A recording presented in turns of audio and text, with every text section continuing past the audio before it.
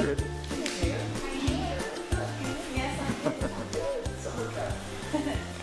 Everybody ready?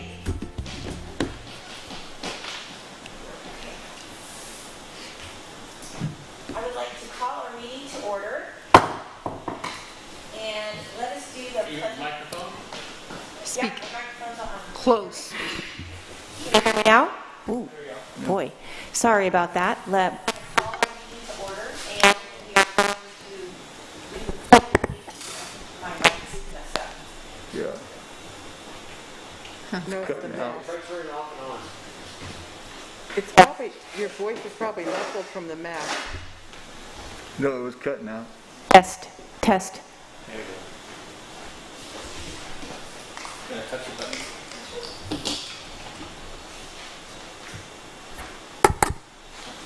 Try. Test. You want to take this one? She's going to be doing more talking than me.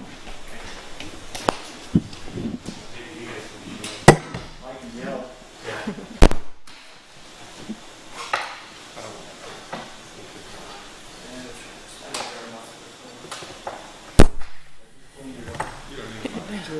Test.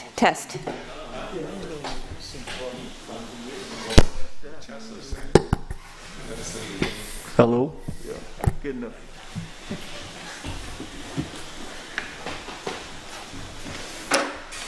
All right, let's start over. We're going to call our meeting to order. It's 7:02, and let's first start out with a Pledge of Allegiance.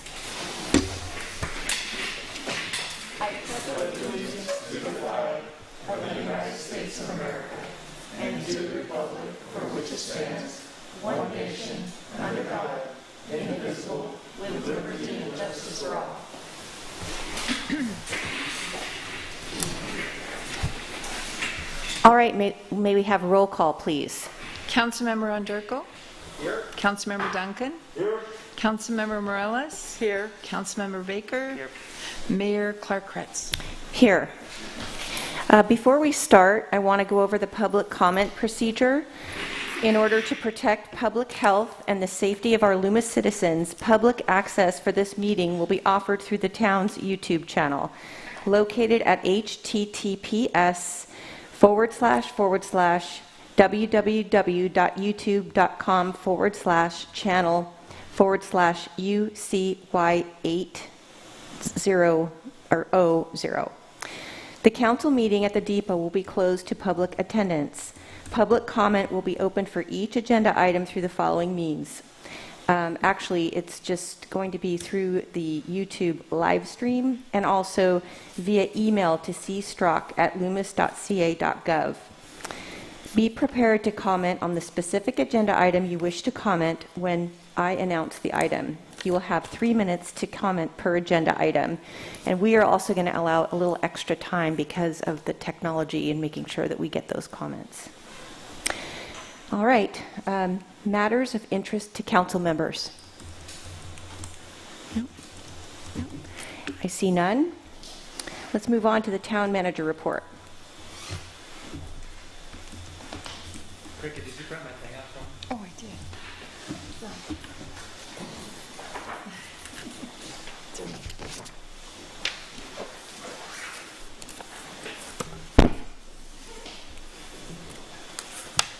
Thank you, Madam Mayor. I just have a couple things that I wanted to talk about kind of associated with the COVID-19 stuff and where we're at with that. So town staff continues to work with the county and with our regional folks on how to continue to open up our economy and keep things moving forward. But as you know, the governor and the state just put Placer County on the state's watch list, which requires closure of certain types of businesses. So those businesses include, and this isn't an exhaustive list, this is really more just focused on what we have in town. Hair salons, barbershops, indoor seating at restaurants, breweries, unless food is served as well, and if so, outdoor seating only, indoor activities at tasting rooms, wine tasting rooms, religious services, offices for non-critical infrastructure businesses, and personal care services like nail salons, massage parlors, and tattoo parlors. So with the governor's new order, state's new order, those businesses are required to close at this time, and I think that period of time is for 3 weeks, unless they're able to do stuff outside, so like the outdoor seating for restaurants. And so in order to help the business community, the town is taking several actions, and I'm going to just kind of run through those really quickly. We've ordered 8 aluminum patio table sets to provide for outdoor seating for those wishing to eat outside near the train depot, and so those are actually going to be delivered next week. Hopefully next week, maybe early the week after. I talked to council about getting concrete tables, but and I actually had those ordered. They were $9,000 for 8 of them, $9,000 for 8 of them, but the shipping was $8,500, and I couldn't see shipping being the same price as the cost of the table, so I canceled the order. Found these aluminum ones that are on sale for $600 a piece, so got a pretty good deal on those. The town's relaxing the requirements for outdoor seating at restaurants. So restaurants that do want to use outdoor seating need to come to town hall and show staff how they're going to place tables in a way that doesn't interfere with public access, and especially, looking at ADA, path of travel, and that kind of stuff. We're allowing restaurants to place seating in parking lots as long as it's near the business, if that's needed. So, like for example, Reds doesn't have adequate sidewalks where they could put outdoor seating because the sidewalks are a little bit narrow there. And so, if they had a parking lot, which they don't, they could put it there. La Fogata over by Woody's, over off of by Switzer, that is also going to be able. They'll be able to use the parking lot for outdoor seating if they want to do that. So we just need the restaurants to come in, talk to the town, make sure that we've got some sort of like just a rough sketch showing where they're going to put stuff, and then we'll be able to move forward with that. I'm not going to bring anything to council unless you want me to do that to relax those requirements. I just figure we'll get that done quickly here. So folks can continue to be open. States provided Placer County and its cities with a stockpile of paper masks and hand sanitizer. The town received a number of those masks and the sanitizer, and those are being distributed to our local businesses by the Chamber of Commerce. It's specific to businesses. The Chamber of Commerce is taking note of how many go out to each different business because we need to report that back to the county, which then reports it back to the state. And then finally, an update on Costco. Planning Commission unanimously recommended approval of the Costco project to council at the July 7th special commission meeting. With that recommendation, council will be holding a public hearing on the project on August 4th, 7 p.m. at the Blue Goose. As with the Planning Commission meeting, the town is strongly encouraging participation in the council meeting via live stream. The live stream commenting function on the town's YouTube channel or via email comments to the town. Comments that we receive prior to 5 p.m. on the day of the hearing will be distributed to the council, and then comments received after 5 p.m. on the meeting date will be read at the council meeting itself.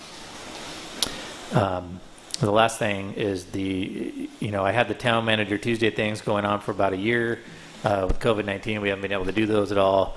I was going to start them back up again last month, but with the state of the town, it was the day after or the day before, and so we weren't able to do that. So I will be starting that up this month. It'll be July 28th. I'm not sure how I'm going to do it with the new restrictions that the state just put in, so I'll put that on the town's Facebook page so we can make sure that folks see that. Once I post that, I think hopefully Jenny at the chamber will share it out to them as well. So that's all that I have. I can answer questions if you have them. Any questions? No? Okay.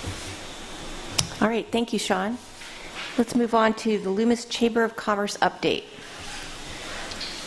Good evening, Madam Mayor and council and staff.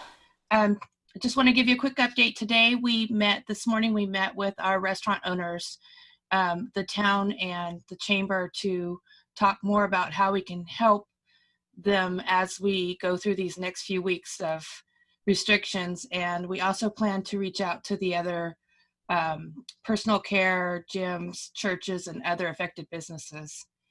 I also wanted to let you know it's Loomis Best of the Best time, so you can go online at bob.goldcountrymedia.com/Loomis and vote for your favorite businesses. It'd be really cool for them right now during this time. And Placer County is creating a Placer Share small business grant program that will go to the Board of Supervisors on July 28th. And applications will be the first part of August, and they'll start distributing in September. The loan amounts could be up to $10,000. And just wanted to let you know that our joint chambers are going to be hosting a webinar on August 4th at 10 a.m. with the Placer County Assistant CEO, Jan Christensen, and we'll share with our membership those program details as they come out.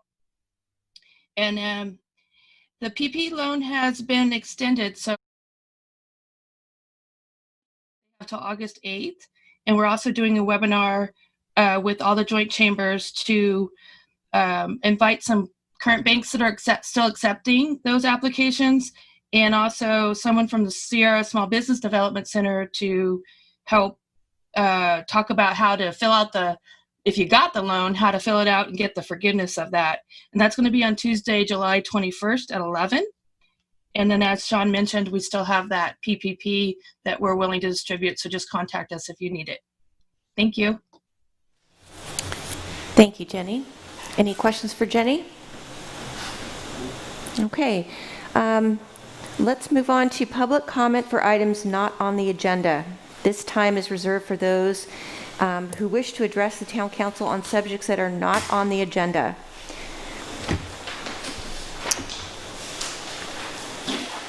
And we're just going to take a few minutes here and... We'll do the live stream comments first. I do have quite a bit of those. First is from Sonia Cutler. She said, just wondering why an alternative microphone was not provided at the Planning Commission meeting on the Costa project last Tuesday night.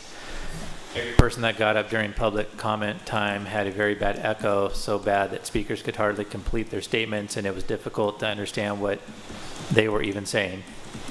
Also, I was very disappointed with the dismissive and cavalier attitude of some of the planning commissioners, especially Mike Hogan. Small town is like a big family until Costco comes to town. Then if you live in South Loomis, you've just got to suck it up for the benefit of the town of Loomis. It should never be this way. All rights of residents should be respected and valued. Right now, I feel embarrassed for our town because it seems that just see dollar signs instead of the community life that we all value. What affects one resident should affect all residents because are a big family. Lastly, since we're locked down again, what is the status of the idea of using the train depot for outdoor dining area? And I just responded to that. Second public comment on the YouTube live stream is from Miguel Yukovich. Will the council adopt the park and recreation element of the general plan? It was done over 2 years ago. And that's all that we have on the live stream.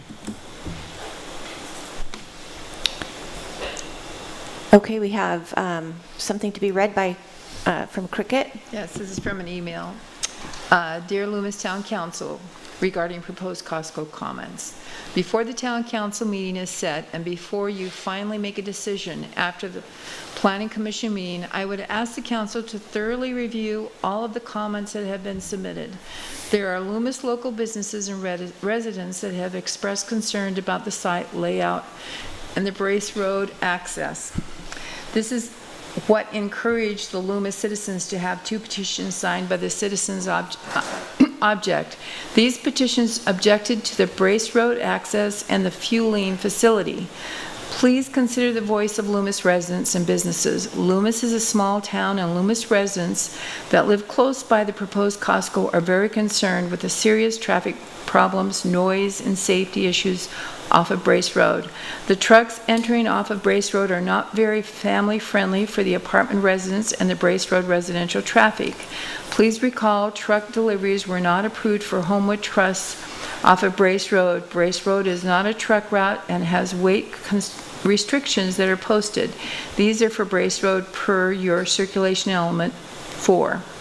I page C16. This truck traffic is a moving violation.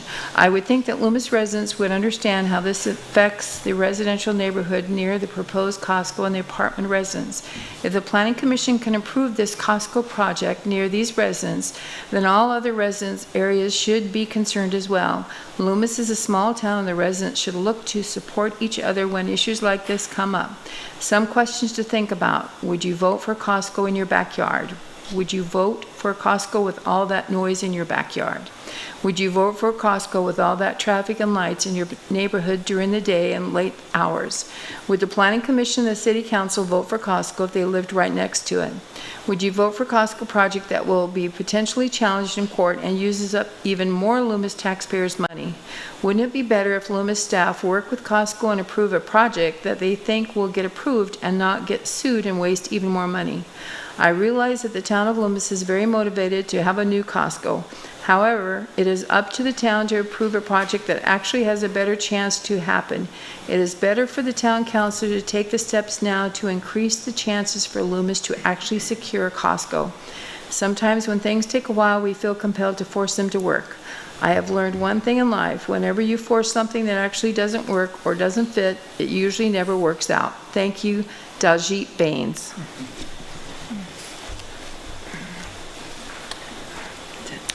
Is that all of them? That's it. Okay. Sean, did anything else come up? All right. Let's move for adoption of the agenda.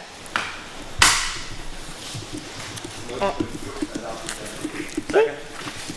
And then we have a roll call, please. Councilmember Underko? Aye. Baker? Aye. Duncan? Aye. Morales? Aye. Mayor Clark-Kretz? Aye. All right. Now we're going to have an opportunity to comment on our consent calendar. Is there any comment on our consent calendar?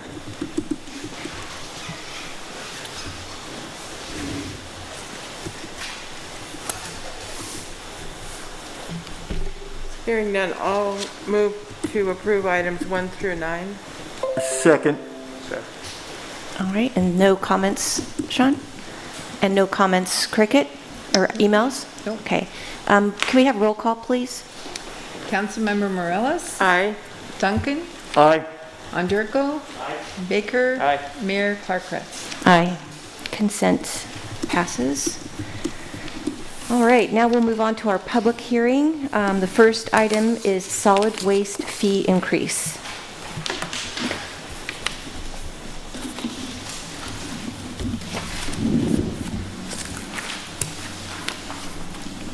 So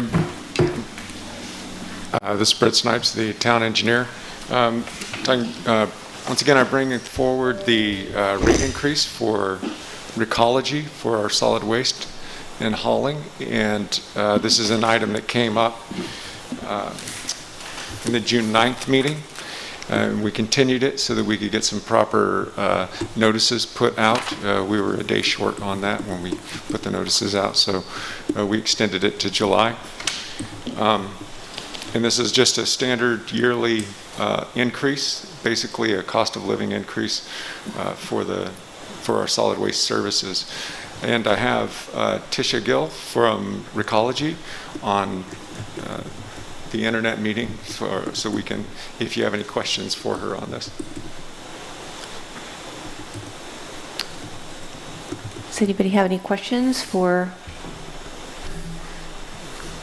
Hey, Brett, I just had one question about cleanup. The cleanup day, or is the town of Loomis residents getting vouchers for dump runs?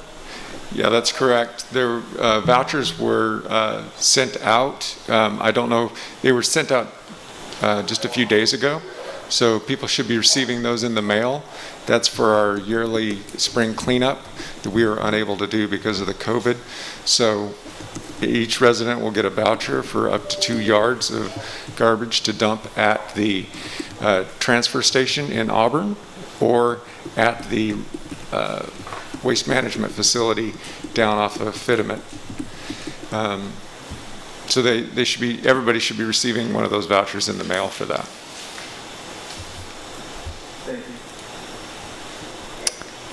Thank Anybody else have any questions? All right, let's open it up for public comment.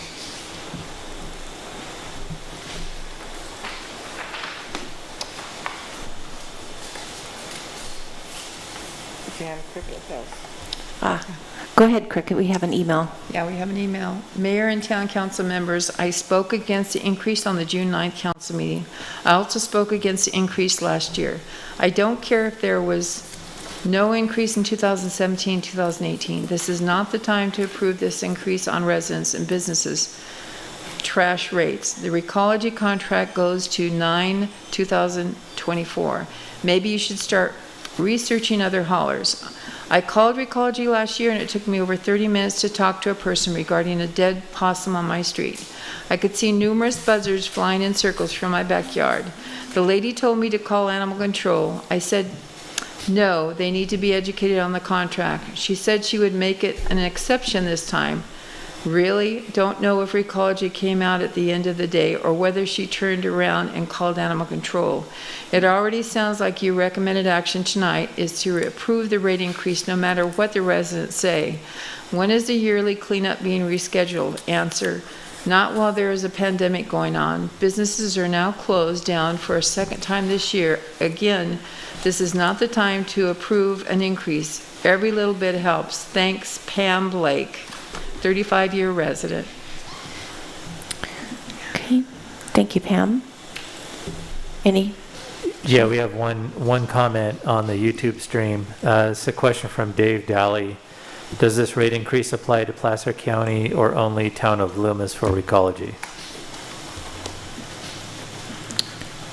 We're only, yeah, this is our contract, so this would only apply to Loomis residents. Placer County has their own contract with Recology and I believe another hauler. Tish can speak to that more if you'd like. Yeah, so this particular applies to Loomis, not the county of Placer residents, unincorporated. No PI has been developed and or will be presented for Placer County at this time. Then we have one additional comment from Miguel Yukovich. The rate for garbage is reasonable. Can you repeat that, Sean? Comment from Miguel Yukovich. The rate for garbage is reasonable.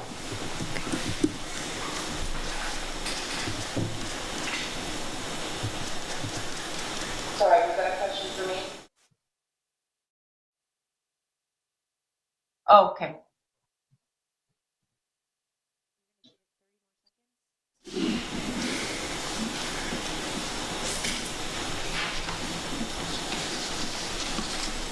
Yeah, it looks like we're, that's it.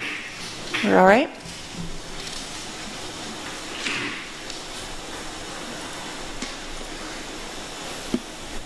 Okay. That's it. All right. Hearing and seeing no more public comment on this item, let's bring it back to the council. Actually, one comment just now came in Okay. as you were saying that. So I said, did we miss that the rate was locked until 2024? Is that the contract date? 2024, why would we increase? Tish, can you clarify that? Yeah, I couldn't quite hear the question. So his question was, did we miss that the rate was locked until 2024? Is that the contract date? 2024, why would we increase? So is he asking if that's the contract expiration? Because the term date for the contract is in 2024, but the contract allows for an annual increase every year. Sean, who is that from? That was from A. Hilton.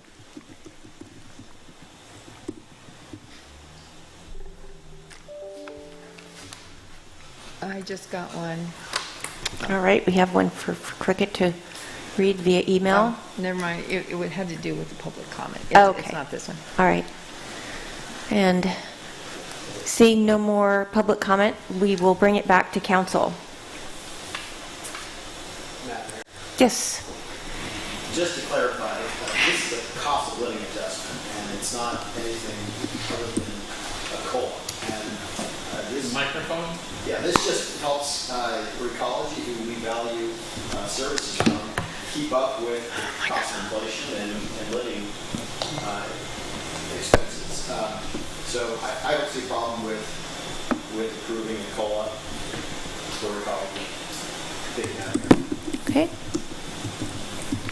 Yeah, I think some people might have missed last year's discussion about the rate increases in the contract. And if we could get a little clarification on that, as far as what Tim said is a cost of living agreement. And possibly Tish can speak to that for us and what the 2024 means in each year this goes by. And also, if there are people that need assistance, maybe we can talk about any programs that they might have or alternative cans. Like we just had reduced our size of our toter. So if that could be something she could address, I'd appreciate that. Tish? Tish, were you? Tish? Yeah, so I think I heard part of it. I guess just the clarity on the price increase, as someone had stated before, these are just the COLA increases. We receive increases for disposal, the site that we take the product to, and these are just pass-through increases, nothing more. We're eligible for these every year. There is no time specified in the contract when that PI can go into place. We're simply doing it July 1st to keep them in line with the surrounding areas. Those areas have PIs all in July 1st. So we're just trying to keep all of the surrounding areas on the same time frame. And again, they would be annually until the end of the contract, which is 2024. Did she answer your question? Didn't you ask it specifically? Yeah, you got part of it. I must have been muffled on the last part. Is there any assistance programs if someone's having a hard time with their bills? Or is there alternative like the reduction of the size of the toter? Right, the discount rate, we do offer that. Councilmember Duncan is asking if there's a relief program for folks who are unable to pay their bills, specific because of COVID-19, I'm assuming? Yes, you're correct. Right. Oh, there's nothing in place necessarily for that. And I can't say that we've seen a big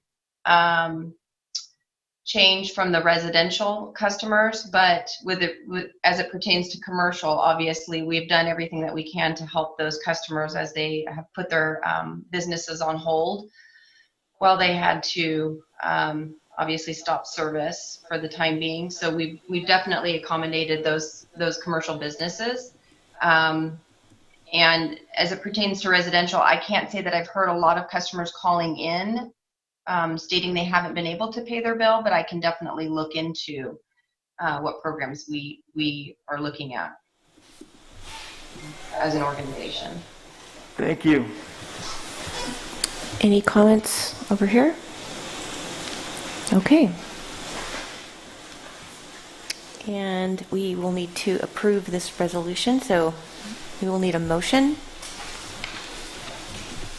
Motion to approve item 10. Second. All right, may we have a roll call, please? Council members Baker, Yes. Underhill, Aye. Duncan, Aye. Morales, Aye. Mayor Clark-Kretz. Aye. Motion passes. All right, we'll move to business. Item number 11, Building Engineering and Maintenance, Inc. Good evening, Council, Madam Mayor, and all. The item I have for you tonight for item 11 is a request by Building Engineering and Maintenance, Inc., known as BEM. It's an application number 20-12 requesting processing of a general plan amendment and a land zoning amendment for some parcels out Sierra College Boulevard. The applicant is online and will be providing a presentation after I provide you with my staff report. So just know that they're available to answer any questions you have or the public has or anything else. But our main goal here is to see if the council is considerate of them filing an application for a general plan amendment, zoning map amendment, and filing a specific plan for the project outside of our regular general plan update process, which is in process, but this would run alongside of that, so to speak.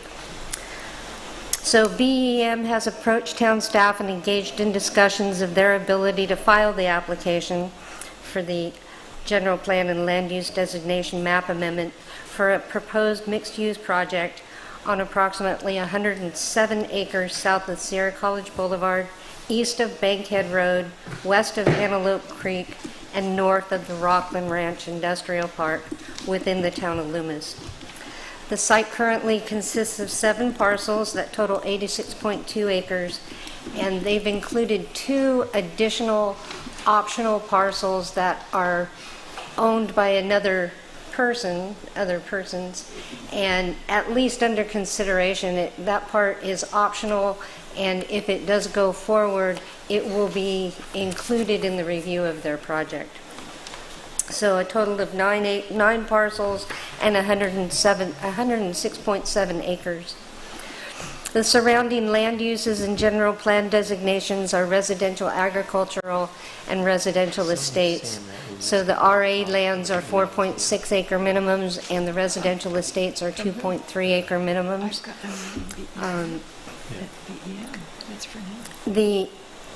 They own the 7 parcels that are currently vacant, and then the 2 optional parcels provide for existing residential uses. So this is where we get into our municipal code, where the Town of Loomis Municipal Code Chapter 1376.010 provides procedures for the amendment of the general plan and zoning map whenever the council determines public necessity and general welfare require an amendment. There are limitations on general plan amendments per Chapter 1376.020. And what that section states is, as provided by the general plan, it is the policy of the town to not consider individual requests for amendments to the general plan land use diagram and policies affecting private property, except as part of the periodic review of the general plan by the town, unless the proposed amendments clearly offer community-wide public benefits. Section B talks about private amendments, consideration of. An individual property general plan amendment that is proposed other than during a periodic review of the general plan by the town will be considered at a council meeting prior to the formal processing of the amendment. The purpose of this initial consideration will be for the council to determine whether the proposed amendment clearly offers community-wide public benefits as required by the general plan, and whether the council wishes to initiate the processing of the amendment. It continues with the public notice of the amendment, and as required with their application submittal, the public notice would be provided to residents before each hearing, before the commission and the council to consider the amendments. So all of that would still be in place. As stated in Chapter 1376.020B, which is the general plan policy on amendments, at this time the applicant seeks council approval to proceed with a general plan land use and zoning designation amendment outside of the town's regular general plan update process, which is just being initiated and anticipated to be completed in April of 2021. As stated in the July 2001 General Plan, Section 3, Article 1, Paragraph 4, the classification of the residential land use designation on Sierra College Boulevard between King Road and I-80 was to be reevaluated within 3 years of the adoption of the 2001 General Plan. To date, this reevaluation has not occurred. At this time, the project applicant proposes redesignation of these parcels through a specific plan to allow for development of a phased mixed-use project including flex industrial and office medical provider buildings, including a standalone food service, retail building, and a cluster of 3-story condominium buildings. Although this concept is expected to evolve during and throughout the application review process, if approved, and community engagement to ensure the desired result is most beneficial to the town of Loomis. Council approval of BEM to proceed with filing the necessary application for general plan land use and zoning amendments will provide the opportunity for this standalone project to also be considered as the town continues update of the general plan in the coming months. BEM is online and available to provide a brief presentation with you for their conceptual plan. There are no secret requirements with approval of this type of application, and the financial and policy implications. There are no direct financial implications associated with the recommended action. Should council approve the recommended action, a cost reimbursement agreement will be brought to council for the project's processing costs. This reimbursement agreement ensures the project applicant pays for the cost of the project's processing. Also included in your staff report are the attachments of their application that have some exhibits, and I think they'll be using some of those in their presentation to you.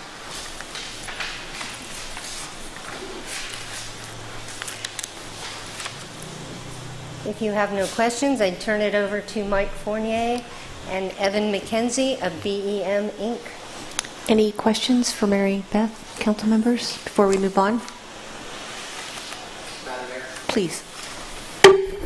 Hi, Mary Beth. Hi there.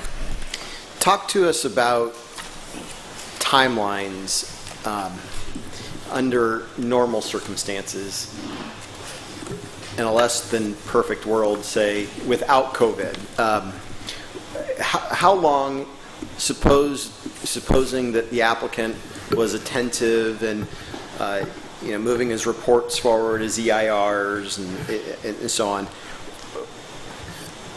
how long would it be until the town could expect to see this application come forward at the point where the planning commission would see it? Is that 1 year? Is that 3 years? I would say a year. A year. For them to prepare all their reports, the staff review of all that kind of stuff, traffic, circulation, all of those things.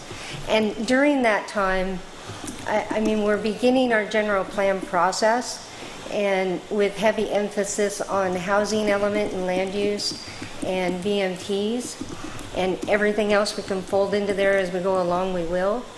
But we have to have the housing element and land use done by April of 2021. Okay. So their application, if approved, we could at least consider that throughout our general plan process as we're going forward with knowing what their concept is and hopefully having their application in hand to look at it for the whole and also provide that community outreach during the general plan process. Thank you.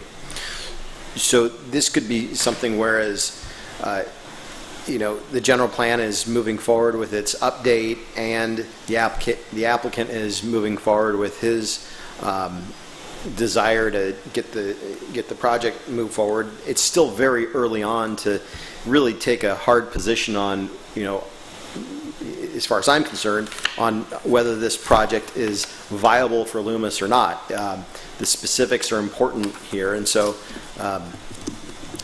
having said that, I think I don't see a tremendous harm in moving this forward, just to see and give the town an opportunity to see what this looks like once he puts a specific plan forward. So that's my comment. Thank you for the answers. Thank you, Madam Mayor. Okay. Anybody else have a question? No? Okay. All right, Mary Beth, if, say for instance, during the application process, if we were to grant that, and they're working on that at the same time we're working on the general plan update, and say we decide, when I say we, I mean the community, the residents of Loomis, decide that they don't want that to be industrial, that they want nothing but either residential estate, or maybe they want affordable housing there. How would that be, what type of problems could we anticipate with something like that happening? Do we have any responsibility to the applicant in any way if the general plan turns out, well, I'm sorry, you can't build a business park there at all? Jeff, can I defer to you on a legal reply? Yeah. So I was actually going to suggest a couple of comments. This is a very unusual process that Loomis has. I've never seen it with another community. This notion that the council is asked for a very early read on whether they think the project is potentially beneficial to the town. You're being asked to comment now before there's actually a project application, and obviously before any environmental work has been done. So it's important to try to help folks understand what tonight is and isn't. Right. So tonight is an opportunity for the council to take a first look at a proposed project, and because they are proposing a general plan amendment that is not being done at the same time as a general update to the general plan, you have to make a determination, an initial determination that the project you believe will be clearly beneficial to the town. There's no articulation of a particular standard as to what that means. So it's really up to you as individuals to decide what it means to be clearly beneficial, and there are a lot of different things you could consider as part of that. But it's important that everyone understand that this is a very early look at a project that has not been reviewed by staff. So in terms of what the components of the project are, those could change over time. It could change either because the project applicant does market studies and decides that what they thought was a good idea isn't a good idea, or it could change because of issues that staff raise with how the project is laid out. There are a lot of things that could change over time. So this is not a fully vetted project that's gone through the kind of review that typically would have occurred before the Planning Commission sees it for action, and certainly before the council sees it for action. Typically, by the time it gets to the Planning Commission and the council for actual consideration, there's been many, many, many hours of staff and consultant work in making sure that the project as proposed is both entirely consistent with the Loomis rules for considering projects, and also is something that staff feels comfortable is something that the town should want to support. So I'm not sure if I'm entirely answering your question, other than there are many things that could change over time. If there's more, I'll be happy to speak to it. No, that's good for now. Okay. Anybody have, go ahead, please. As I've reviewed this, and Jeff spoke to it, I find the process to be one of those processes that that just doesn't make sense to me. We're being asked to give a nod to a project that's not really a project, and it's a conceptual art. And I look at this and I find that we're doing our general plan update right now, and there's very things like this that need to really be reviewed. I've gone through, and you look at this, and there's not really, as Jeff Mitchell spoke to, there's not really we have to decide as an individual.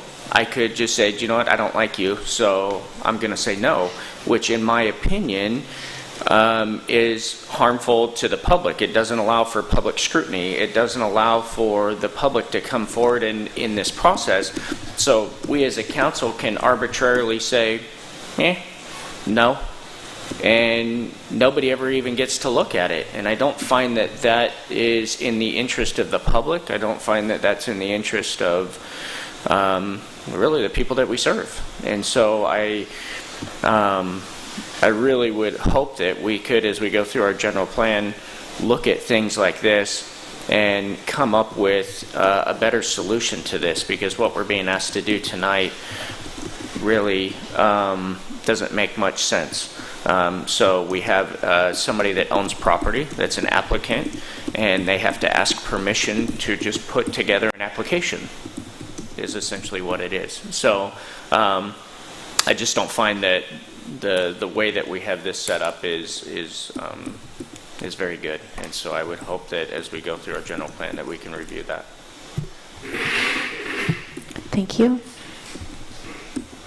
Do you have anything to say? Okay.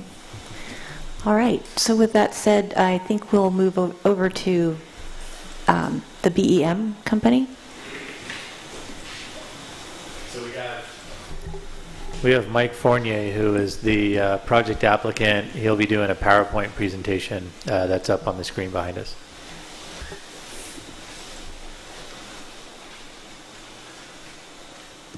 Good evening. My name is Mike Fournier. I'm with BEM. Madam Mayor, council member, members of the community, both present and remotely listening in. Thank you for giving us the opportunity to apply to submit an application. We're local, we live, we have families in this area, and we do care about the area. The site is located south of Sierra College, as Mary Beth mentioned, west of Bankhead, east of Del Mar or the Antelope Creek, and very importantly, north of the existing Rockland Ranch business park. As such, we believe it's a very good location to continue that type of use and also create a lot of benefits for the community. So we request that our project be reviewed through the town's review process. We call it Green Business Park because we believe it brings some very special things that will bring an absolute benefit to the community, to Loomis. And ultimately, we believe in the process, the structured process that follows something like this, where you normally put an application, you have an EIR, where the people from the community have the ability to participate through their feedback, through the interface with the people putting forth the project, to make the project, which we believe is good, but to make a project like this great. And that's what we look forward. So that's why we're here today, is really to get permission. And the community is really important to us. We started a while back meeting with the community, and we started getting some feedback from them. And we realized very quickly that it was going to be really, really important the way we communicate. As such, we're proposing a temporary on-site facility where we can have regular meetings with a mock-up available and a real method to share with the community where the project is at and give the community the ability to give input, but also know, not quite real time, but very quickly, how we integrate what they are proposing and how we make this something that the Loomis residents are proud of.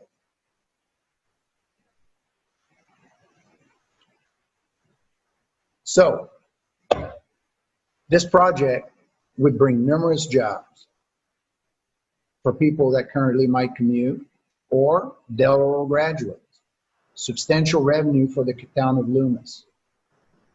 It would also create an environment, and I've heard it time and time again, when a company is successful in Loomis and it grows out of the Swetzer environment, it has to find another home. And we don't believe that has to be the case. I would think successful companies in Loomis should have a path to remain in Loomis. This project allows the ability to bring in more medical providers, reduce how far you have to go to get medical service. Also, as very, very strict owners association requirements, where the way we look at it, the buildings would be well maintained and would look good for generations to come. And then the last thing that we believe it brings is we will empathize with the neighbors. We will empathize with the community because we really believe, and we've already seen it through the comments that we've received, that their ideas are quite often very good. A good example, we had discussions with the members, some people on the side of Bankhead, and we realized that we located a truck dock in one of our plants close to there. And they mentioned, well, they were concerned about the beepers on the forklift. And that was a fantastic comment. Immediately, we moved the truck dock and we eliminated all the yards that would be anywhere near Bankhead, because I wouldn't want that there next to my house. Just the same way we don't want to infringe on what is close to theirs. The next thing is, we're not just looking at building a business park. We want to build something special. We want to build something that environmentally is a next generation. We're not looking at doing insulation on the wall that meets current code. We're looking at doing something that's twice as much. We're currently building, we're the only people insulating slabs. And the reason we're doing that is that's setting the field for us to do integration of passive and heating cooling system, where we use the thermal inertia of the ground, cool it down at night, use it during the day to cool back the building, use site design, angularity of building, the way the shades are. Also, on-site deli with coffee shop and condo to really allow people in this environment to not have to be able to ride their bike, to be able to walk to lunch or to work. The current zoning is RA 4.6 and RE 2.3 with the optional portion on the bottom. Exact division proposed for the optional is in flux. Originally, we looked at doing this as a business park zoning, and after consultation with town staff, it was recommended that we explore the specific plan, and we really believe that it's a great way to go. It gives the town the ability to have a very, very, very high level of confidence how things will be done. At the same time, it gives flexibility to adjust the market fluctuation to ensure that the project is successful. The Loomis General Plan, Section 3 from 2001 was clear. Those parcels following Sierra College between King and Highway 80 were to be reviewed within 3 years. That has not been done. And we believe that by allowing us to proceed, you get to do it, and you do it on our dime. So what is the project? The project, as I said, starts on the Bankhead side. We've located a lot of trees on the immediately to Bankhead, creating kind of the barriers, eliminated the yards. And then we go up to Sierra College. One of the changes we've made is originally, we had a cluster, an industrial cluster there, and we met with some members of the community that really didn't like the idea of having a wall there. They didn't like the idea of looking at the back of industrial buildings. We changed all of that. We moved the medical building, which would give a much more pleasant one-story medical building on the site of Sierra College, protected with a berm and a lot of vegetation. We keep going to the south side of that cluster. You have a mix of potential. That's the beauty of the specific plan. You have a mix of potential office buildings / medical buildings or flex industrial. Then we move on to the next cluster. Now the clusters are a little bit special because they're focused with an inner core that is very well designed, very pleasant to ingress and egress, a little bit akin to the fountains, with an outer loop, which is necessary like for fire or safety standards. And that really creates a visual separation. So you're able to have a very attractive park that still maintains the amenities of having forklift access in the back and yards.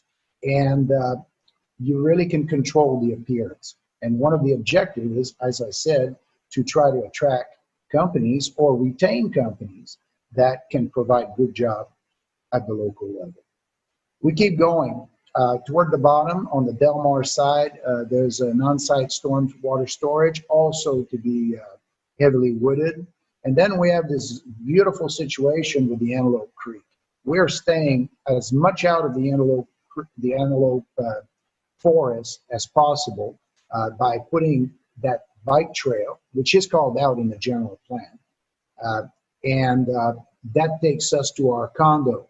We originally started and we didn't have a housing component. And then we met with some people in the community, and some of the comments were that they thought that it would be good to add a housing component there. And I had discussions with some of the people involved in this. I know from personal experience, I have a couple of daughters.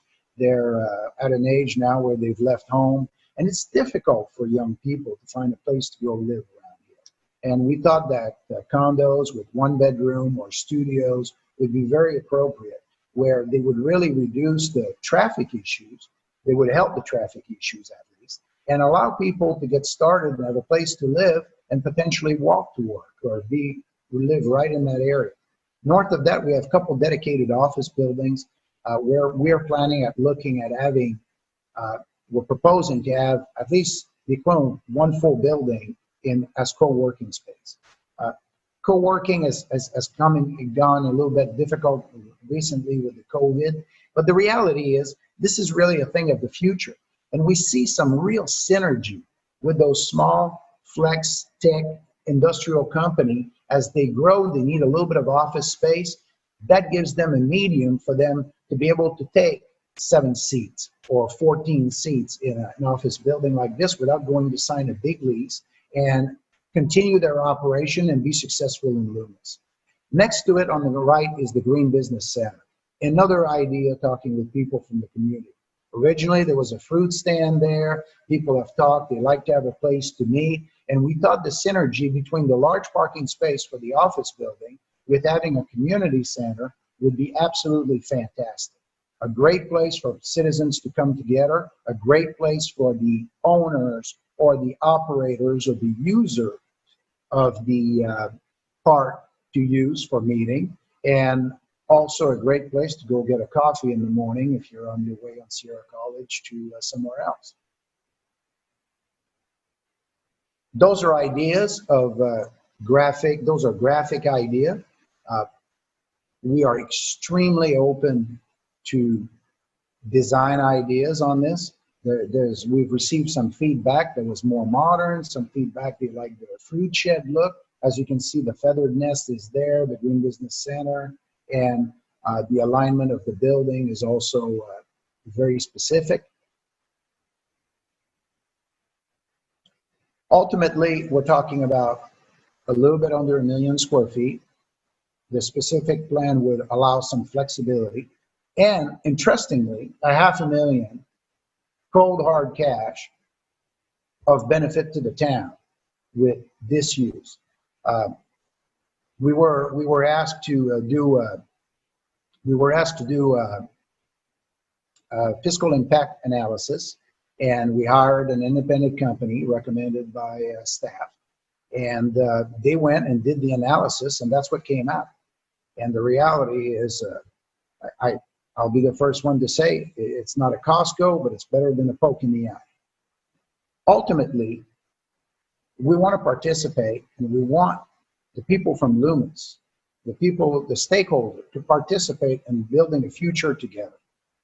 This is not us coming in and saying we know everything, we want to do it our way or the highway. It's us coming in and basically saying we're asking for permission to submit an application.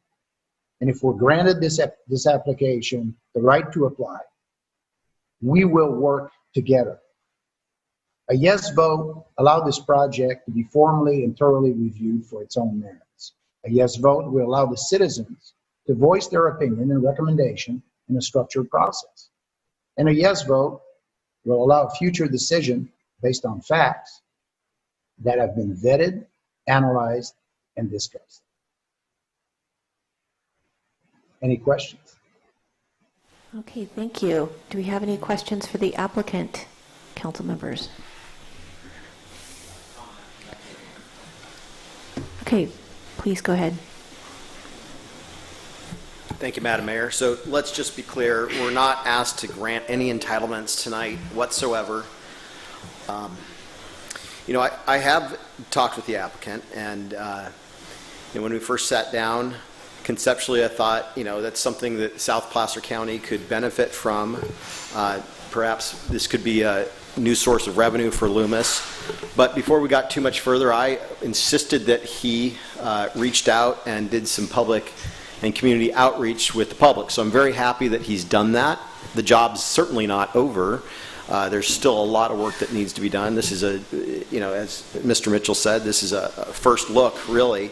And without specifics, it's really hard to take a position on this. So I don't think anybody here is asked to take a position on this project tonight, and that's not what this is about. But there is a need, and I think Loomis could do a lot better at providing opportunities for existing businesses to expand and new businesses to come in. I'm aware, I just was informed today that a long-term business owner here at Loomis that's located on Swetzer has decided to move to Sacramento. They outgrew their space. They couldn't find any more industrial space in Loomis. They're in one of those little 8,900 square foot spaces, and there's ample space in Sacramento. These folks are family-owned business, Del Oro people, tremendous people within the community, and they're backing up and leaving. Loomis has got to do a better job at providing not only opportunities for existing business owners, but future generations that are going to keep the doors open in this community. And across the board, with residential properties, we have failed a lot of people in that regard. When people grow old, there's not a lot of opportunities for them to scale down from their ranches and their 5 acres. And what happens is sometimes they let their properties go, or they end up going to Sun City or somewhere else, and we lose those people in our community. Same goes with business owners, and we can do better at that. We should be better at that. And this project, in whatever form, is not going to solve all of Loomis's problems, but perhaps it could be a solution to some of our issues. Again, this is a very early look, and I don't suggest anybody take a position on the project at all, because we don't know the specifics again, but I think it's in our best interest to give this a chance and take a look at it as it gets more specific. Thank you. Okay. Do you have anything? No? Anybody else have any questions for the applicant? No? Thank you so much for your presentation. I just wanted to clarify a couple things about the project. To the south, you are butting up to Rockland. Can you tell us what that zoning is there? I'm sorry, I was trying to unmute. Could you repeat the question really quick? I just want to confirm that you are on the south part of the proposed project. It butts up to the Rockland boundary. What is the zoning there for Rockland? Industrial. Okay. Light industrial. All right. Okay. Do you have any questions? No? All right. Let's open up for public comment. Do you want to go first? We'll start with the YouTube comments. And again, because the YouTube live stream is considered to be the same as a public comments, I'll read the first 3 minutes of comments that have come up from individual people. So each person typing on the YouTube stream gets 3 minutes, and then at that 3-minute mark, we'll cut it off. First on this item. Sorry, I'm trying to...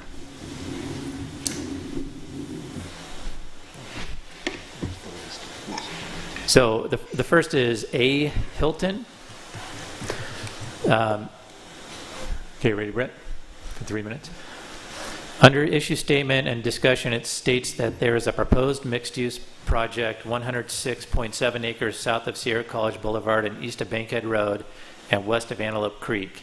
My property's east border is Antelope Creek with portions of the east side of Antelope Creek. Is the town of Loomis proposing to approve lot line changes for this rezoning proposal? Issue of statement subpart C in reference to public notice of amendment, ordinance 205, section 1, exhibit A, 2003, refers to B, the public notice for a hearing before the commission and council to consider. The amendments shall be mailed to all town property owners at the expense of applicant. I have received no notice, and neither have any of my neighbors that I have contacted yet. And yet, there is a town council meeting to discuss this tonight. When will we receive a notice? Also under C, as stated in chapter 13.76.02B, at this time the applicant seeks council approval to proceed with a general plan, land use and zoning designation amendment outside of the town's regular general plan update process. How is this development group able to get approval outside of the town's regular general process? One of the appealing parts of living in Placer County was the preservation of agricultural land. Now there is a proposal to change a large parcel of property from RA to RE, right next to a creek and within a floodplain. If there is a bike path and high density and medium density housing built right next to the creek, what assurances will current property owners have that individuals from the development will not trespass, become injured in the creek, and or complain about agricultural projects on current owners' land?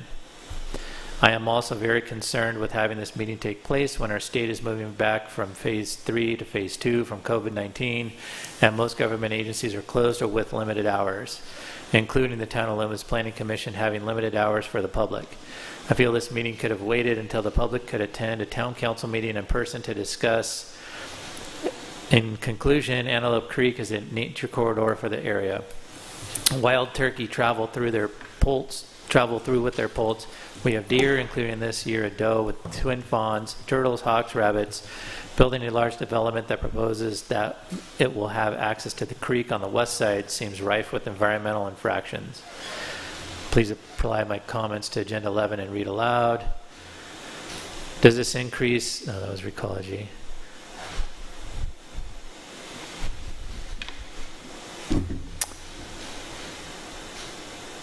Sorry, the comments are kind of jumbled up. We've got some on the previous agenda items, so I'm trying to catch up here. Hang on for a sec.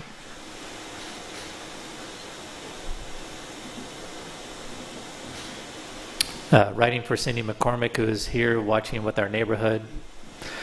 Please read comments above. It took a great deal of time to get them written on the agenda item 11. There's a number of other comments from that speaker that I'll make sure that council gets. I'll email those to you, or I'll print this out somehow and get those to you. Next comment is from Miguel Yukovic, who says, let's start from the top and make sure I don't miss anything here.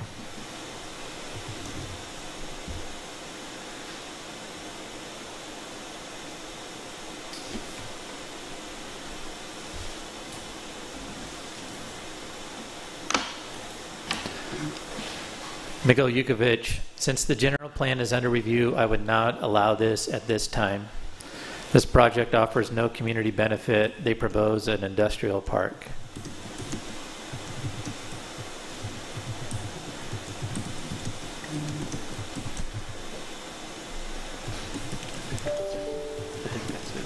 The next is from Sonia Kupler.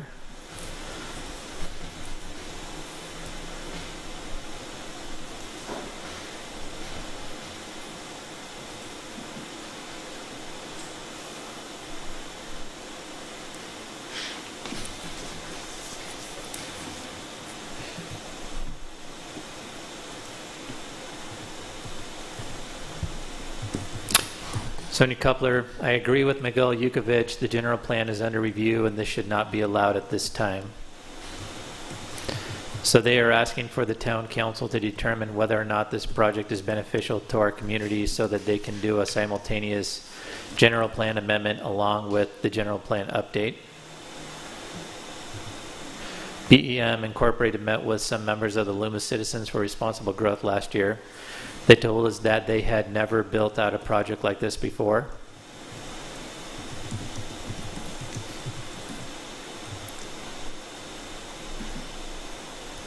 And then she had two things saying that Councilmember Onderko's microphone was off and that it was hard to hear him. Next commenter is Pam Blake.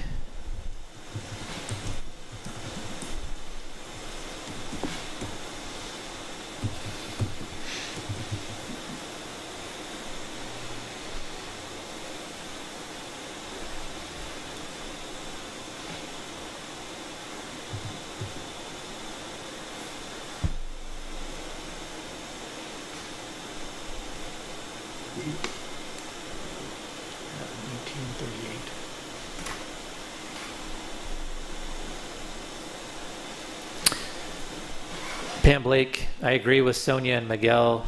You need to give more time for us typers. And Chamber. that's it for Pam. Next commenter is the Loomis Basin Chamber of Commerce, Jennifer Nisley. Her comment is, in the past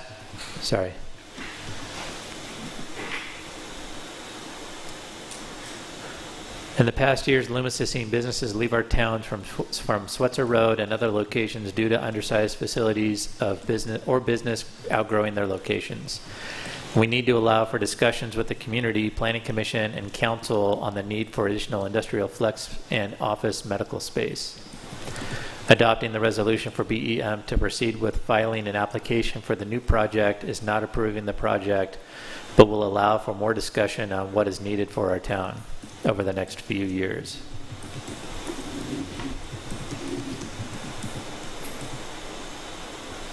And a question, if not too late to include in my comments, are there any similar projects like this we can look at as an example?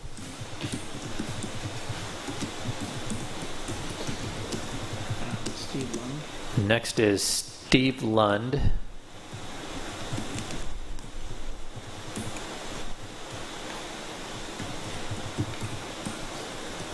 Steve Lund. The project will meet my property line and many of my neighbors on Del Mar. No one has ever consulted me. I bought this land to get away from industrial, commercial parks. I have an attractive park, my backyard without condominiums behind it. You can read my comment. The creek is the 100-year floodplain and the old growth forest are protected oak trees. This development has no business being placed in this alignment. He hasn't reached out to the public on Del Mar. I found out about this at 1 p.m. today. This discussion needs to be on a public, in-person platform. That's it for that. There were a couple more from Pam Blake, actually. Looks like I missed a couple from Pam Blake.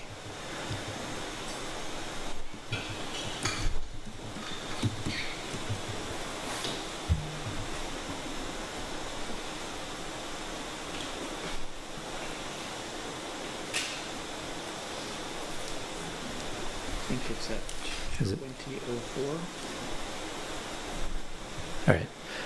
From Pam Blake, the town council is supposed to represent us. Stop looking at only the dollar signs revenue that it might bring in, more traffic. And then, did you do Karen Keene? Karen Keene. 1956. Ron Cole, who did you meet with? You keep saying the community, but I'm part of this, and you sure didn't meet with us. Ron Cole, a no vote will result in the same opportunities you mentioned. Ron Cole, there is obvious, this is still Karen Keene. I think she's speaking to Ron Cole. There is absolutely no benefit to the community by considering this in advance of the already scheduled general plan update. There is an obvious benefit to the developer. Who does the council represent?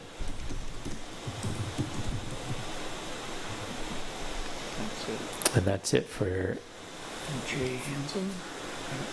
Jay Hansen. BEM is simply asking to apply. Please allow this project to work with the neighbors, go through the public review, and appropriate environmental review what they vote on the project in the future.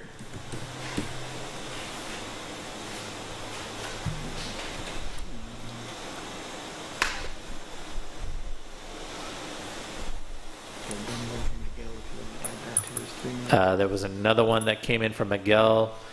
The land on Del Mar was zoned industrial, but later changed to residential because no interest in industrial.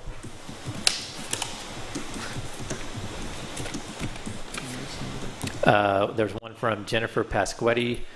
I am a resident of the town of Loomis. I would like to make a brief statement of support for the Green Business Park project. Well thought out plan, mutually beneficial for town and community.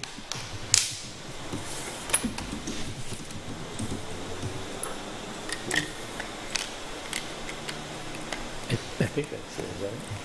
Yeah, I don't, Pam says that she had another one, but I don't see another one from her that relates to this item.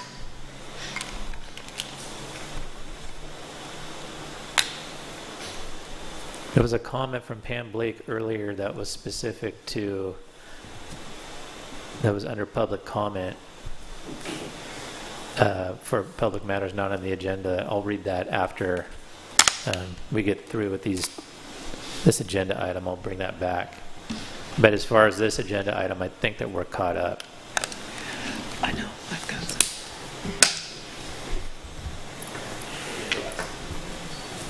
I have several. Oh, go ahead, Cricket. Okay. Cricket has an email.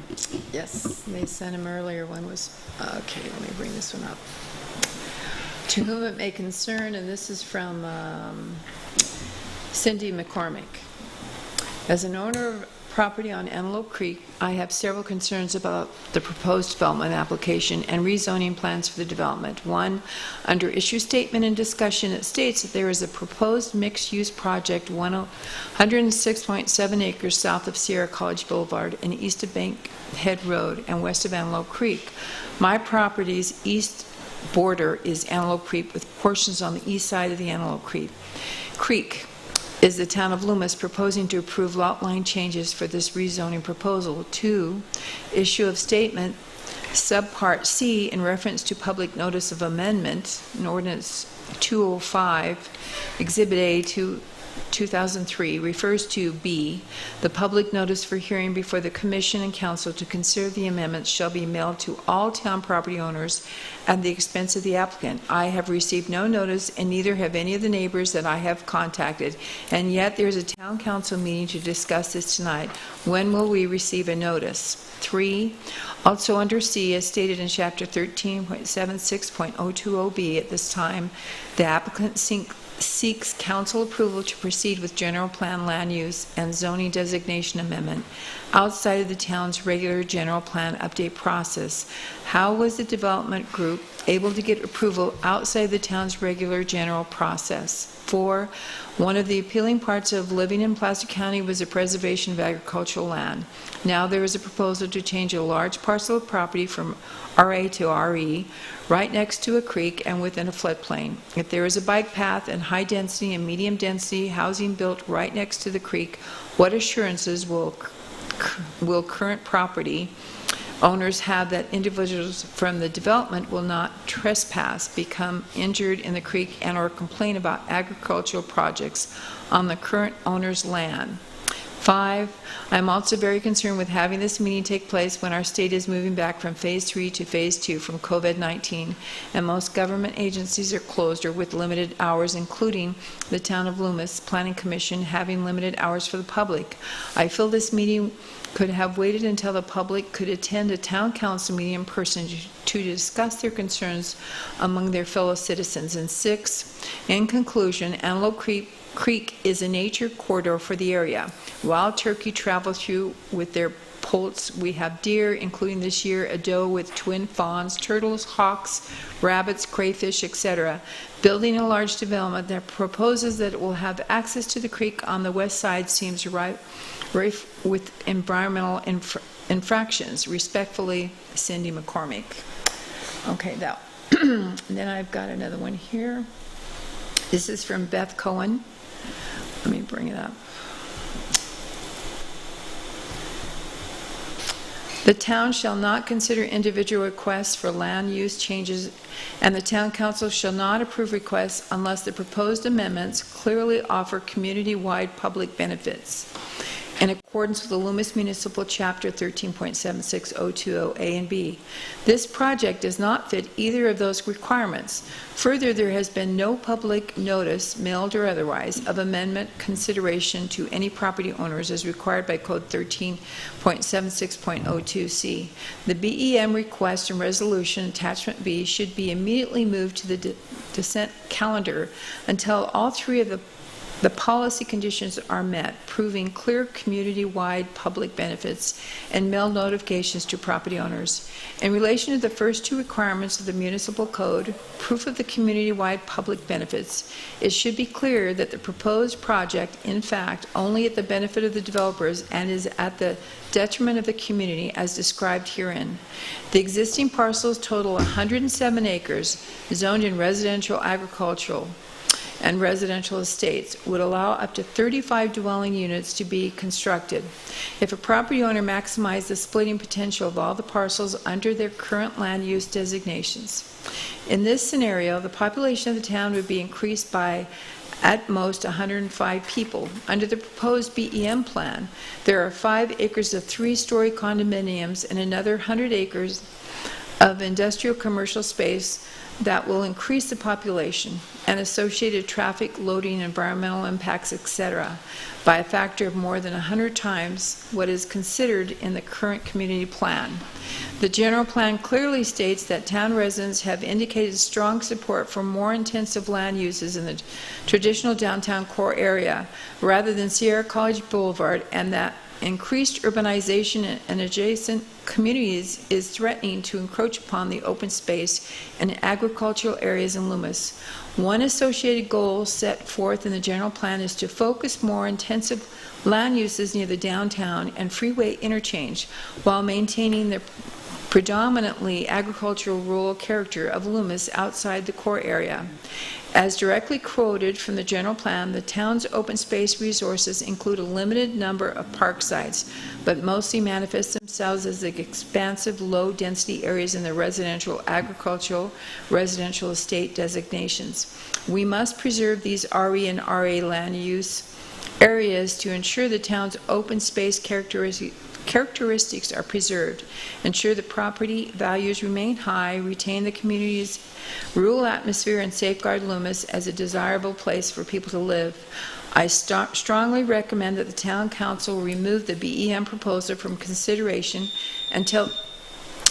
It was just another sentence. Do you want me to finish that? Yes, please. Okay, until the developers prove the project will bring community-wide public benefits as long as a long-time resident of the town with family that has lived here since the 1920s, I encourage the council to remain vigilant in your pursuit of perfection and maintain consistency with the long-term general plan objectives. We shall not fall prey to developers' demands for haphazard growth without careful consideration for significant zone changes.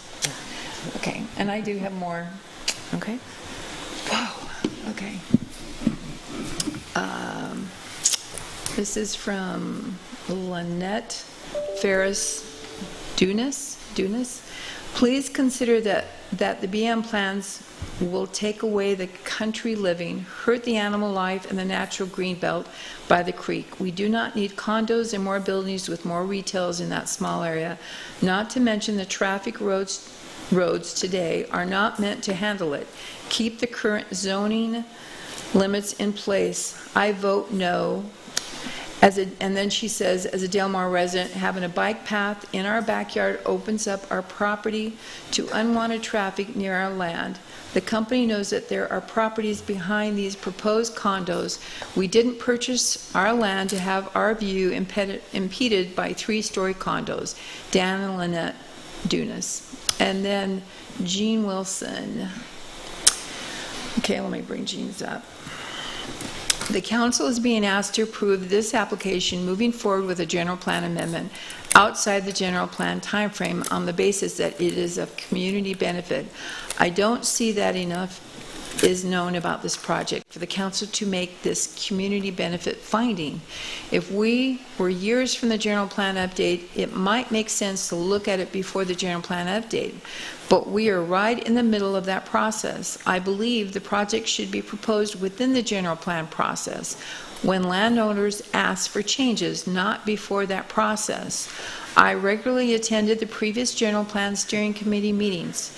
The committee did feel that this section of Sierra College should be reviewed for some changes, such as some commercials, so it was put into the general plan to review it within 3 years. There never seemed to be a call for that, and it didn't happen. But it was anticipated. However, the general plan needs to look at the overall area in making plan changes, not just at one project. This project may or may not be appropriate and beneficial for Loomis, but it needs to be part of the overall general plan process, not something that appears to be giving it a pre-approval message. Okay. That's it. Yeah, Beth Cohen just sent hers twice. That's it. Anything for you, Sean? All right, hearing and seeing no more public comment, we'll bring it back to the council for questions and comments.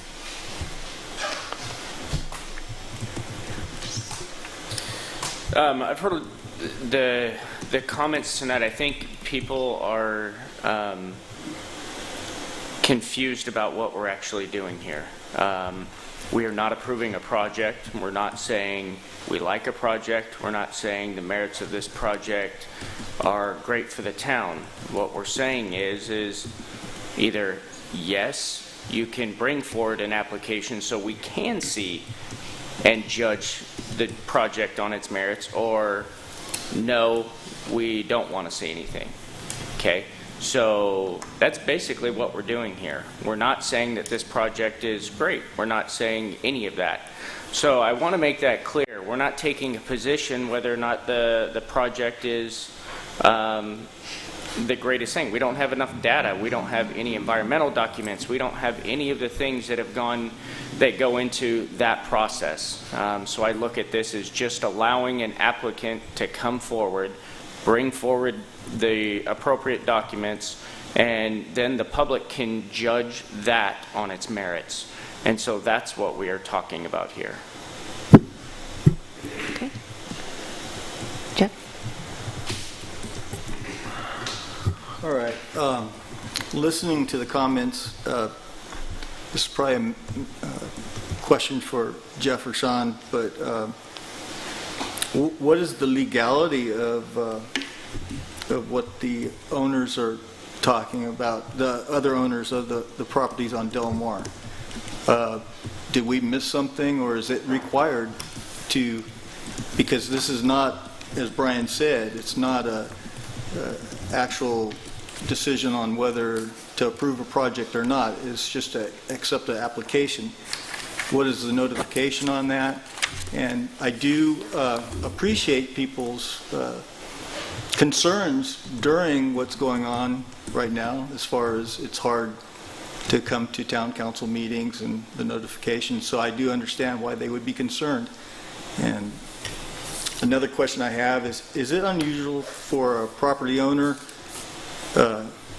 requesting a change in land use? Is it unusual for them to participate in a general plan update, or is that illegal? So the first answer, as far as I know, the notices were given as required. These are not the references that are being mentioned by the commenters are the references to the notices that would be required once there is an application on file. So that the actual process by which the Planning Commission would consider an amendment has very specific notice requirements. In fact, I believe in Loomis the notice goes to everyone in town. Not in many communities it's 300 feet. I think that's the state law that requires 300 feet, but in Loomis they go to the entire community for general plan amendments. So those notices would come in the fullness of time if council agrees to allow the application to be submitted. Your second question was? Is it unusual for a property? No, that's not unusual. It's, in fact, it's encouraged? Well, this is a large proposal. So they're talking 80 plus acres, perhaps as much as 100 acres, as I recall. That's a big proposal, but it is not, certainly not illegal, and it is not unusual for property owners to piggyback on a general plan update process. In fact, often they want to do that because it saves them money. There'll be an environmental document that will be done as part of the general plan, and rather than them having to do their own separate environmental document. But, you know, there are always trade-offs and timing and other issues. So your process does allow, and state law does allow you to consider general plan amendments 4 times a year for any particular amendment of any particular element of the general plan can be amended 4 times a year. So the state law does contemplate that you might consider those from time to time. But to answer your specific question, there's nothing illegal about bundling it together with the general plan update process. It's just unfortunate timing with all that's going on, and then to be right at our general plan update. Right, and I mean, as Mary Beth said, if you were to give them the green light to file their application, it's unlikely that anybody would see anything about this project for another year. You might have you probably have a notice of preparation of an environmental document, that sort of thing, but and with any luck, a year from now, we won't be dealing with this. Thank you.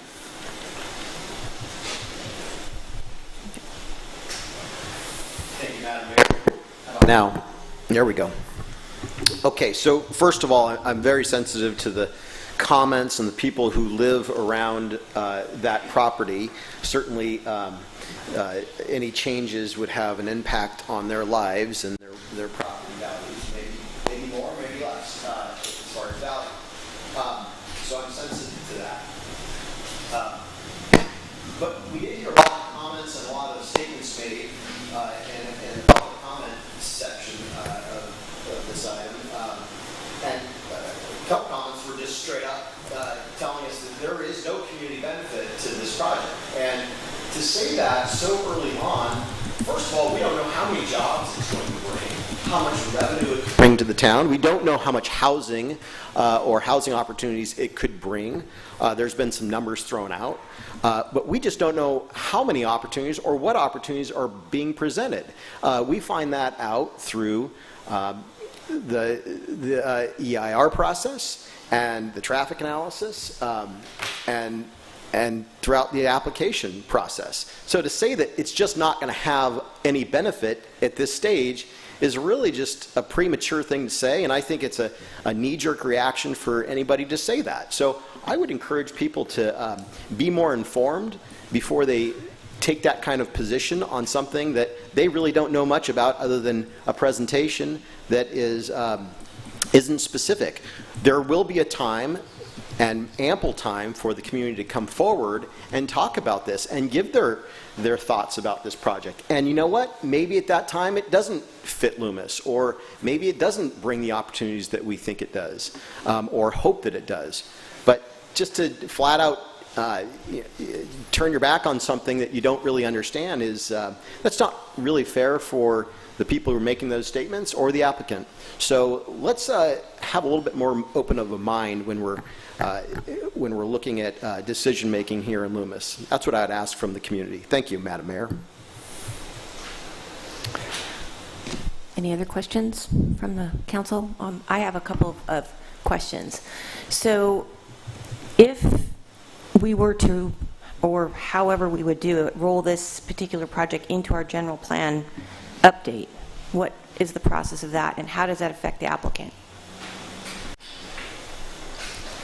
So the process for doing that is basically the same as the process that anybody else would ask for if they want their land use to be reviewed as part of the general plan update. So we would, receive a letter from the applicant asking to have his property re-evaluated in the general plan update with specific proposal that he's proposing.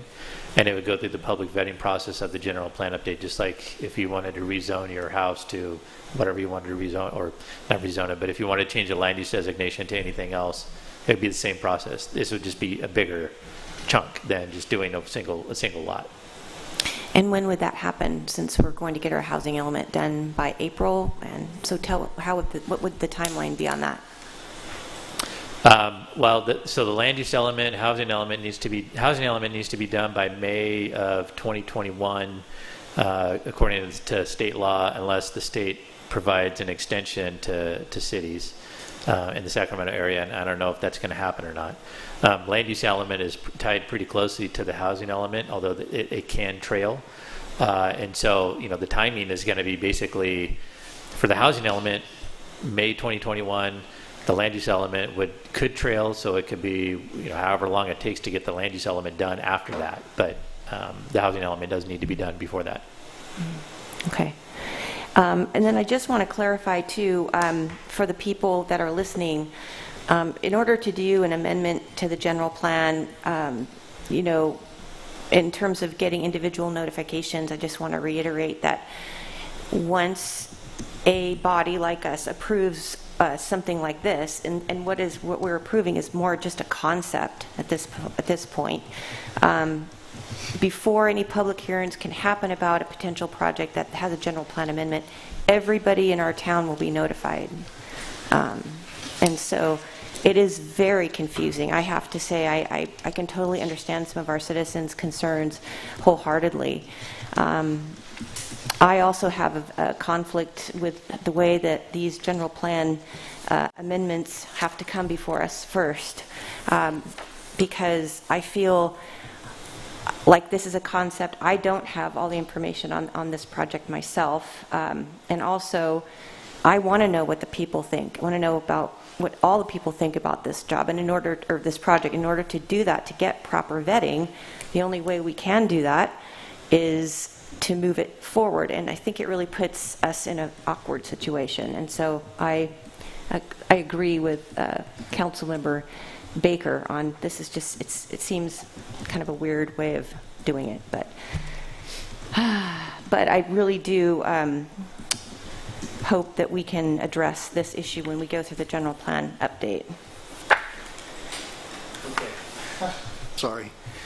Just one more thing. So my understanding now is that if we grant them the application, they go forward and they're working on this, spending their own money on this, while we're doing the general plan on the other side, then there's no loss to us. The public's still involved in the general plan issues, and like I said, if for whatever reason they decide there's a business park there, or there's not a business park, there's no repercussions either way as far as legality, and they're spending money on that on their own, not us, as far as that part of the property.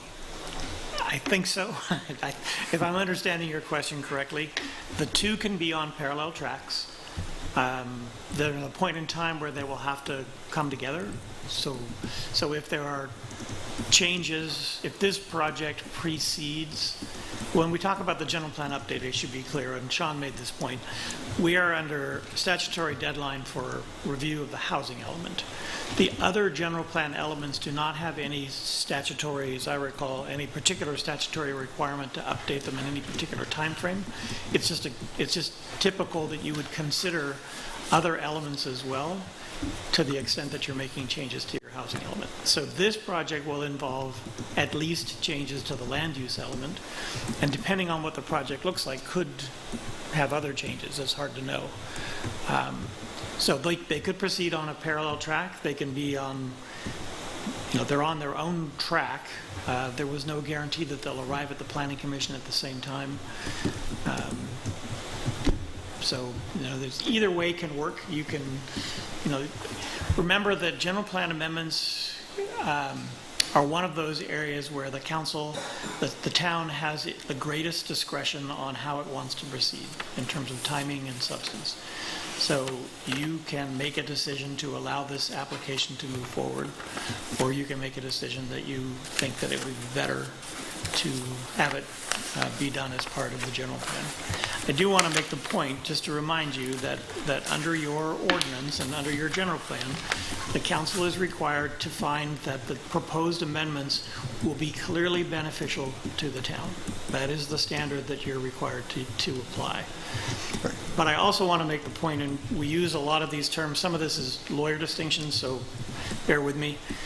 We're not approving something. We're simply allowing the application to be filed. This is not an approval of a project. Right. And I know that that's confusing because just common terms that people use would be to say, like, we approved this action.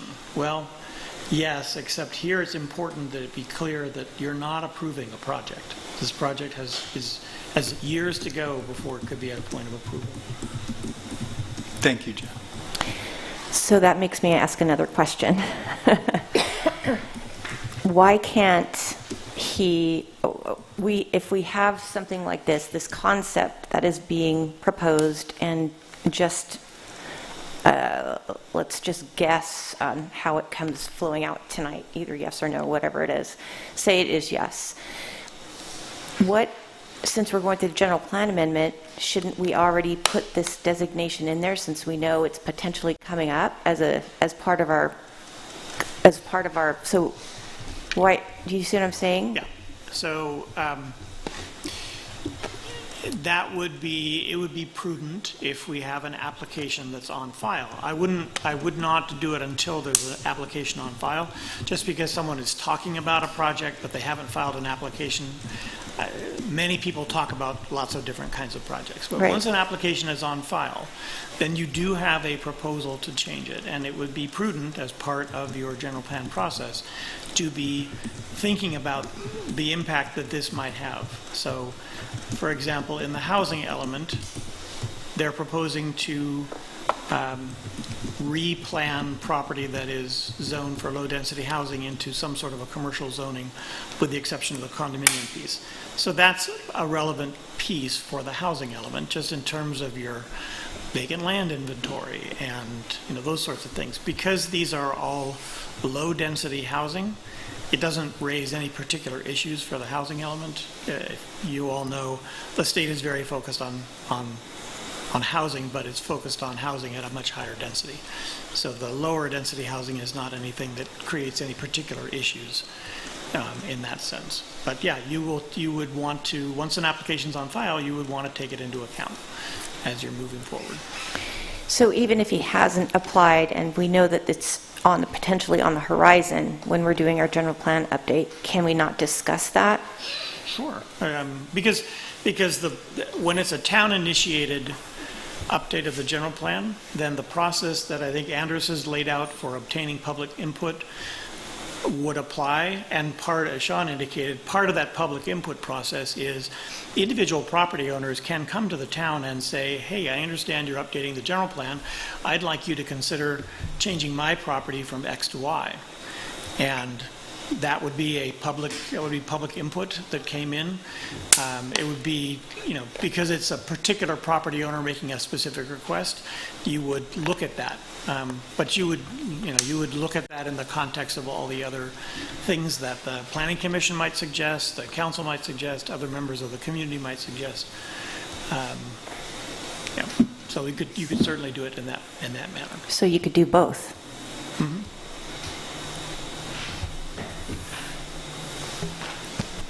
Just quickly, Madam Mayor, on the YouTube stream, one of our commenters said that I missed her comment, and I wanted to make sure that I read that comment as part of the public comment. She's still under 3 minutes, so her comment is from Pam Blake. It should be kept residential and ag. I moved here 35 years ago from Rockland. Thank goodness I don't live there. No more industrial projects around country homes. Moved here for the small town feel.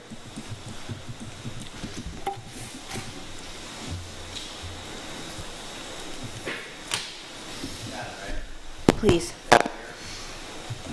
So just based on some of the dialogue that's still going back and forth, I just want to make clear what we are asked to do, and I think it's appropriate to refer to the staff report. We are not asked to approve a concept tonight.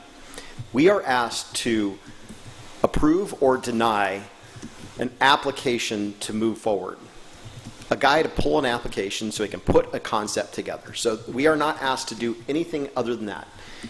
It's not much different than if someone comes in and applies to be a business owner here. Except in this case, council has to allow someone to pull an application. That's it. So this is not a concept. We have not vetted this, as our legal counsel has stated. This has not been vetted by staff. The community hasn't gotten to take a look at this. There hasn't been an opportunity to have public dialogue whatsoever on this, other than what we're going through tonight.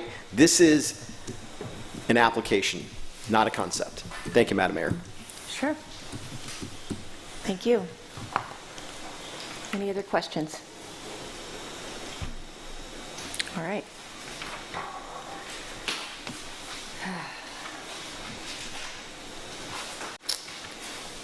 Council members?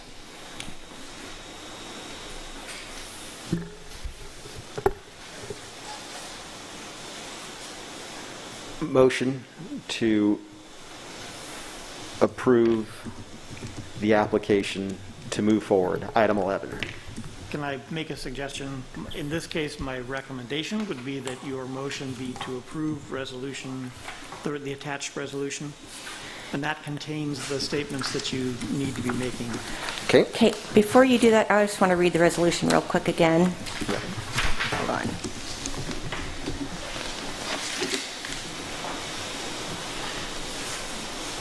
So for the benefit of those who are not looking at the resolution, the operative provision would say, now therefore the Town Council of the Town of Loomis resolves to allow BEM Inc.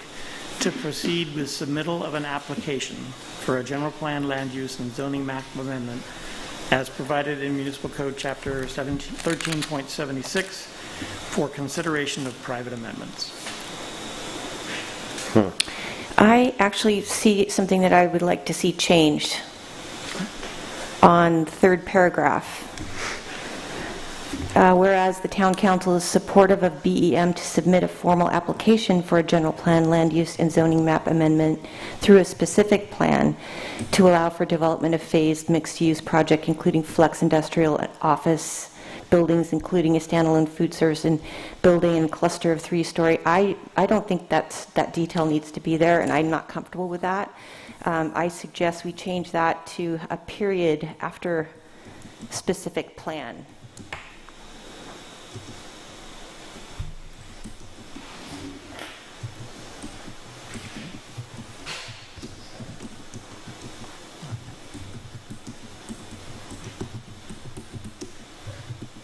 Have a motion and no second yet. So I'm talking about the resolution and making a change. Right. Well, you at the moment you have a motion on the floor.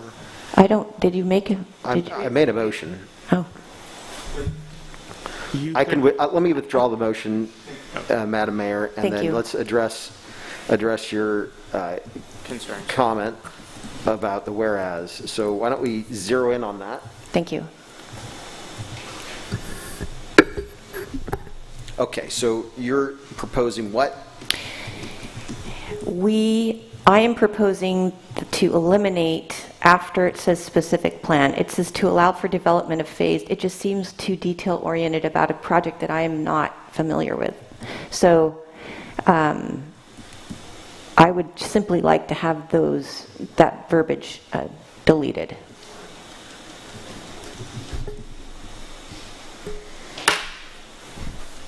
Can we get our city attorney to comment on that? I was hoping you wouldn't ask. Well, please weigh The in. concern I have is that you're supposed to be making a determination that the proposed amendments are clearly beneficial to the town. If you take out the details, it's a little hard to see what it is that's clearly beneficial.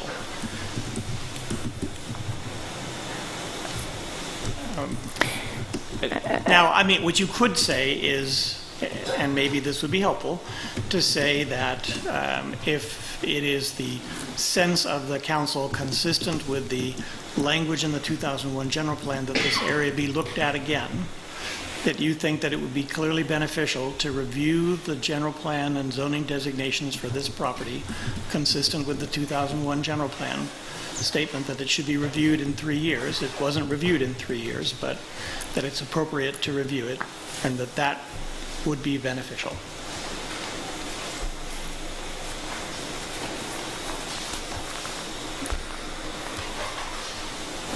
Well, seeing that we're wanting to put some specific language in there, I think we should get a pen to paper on it.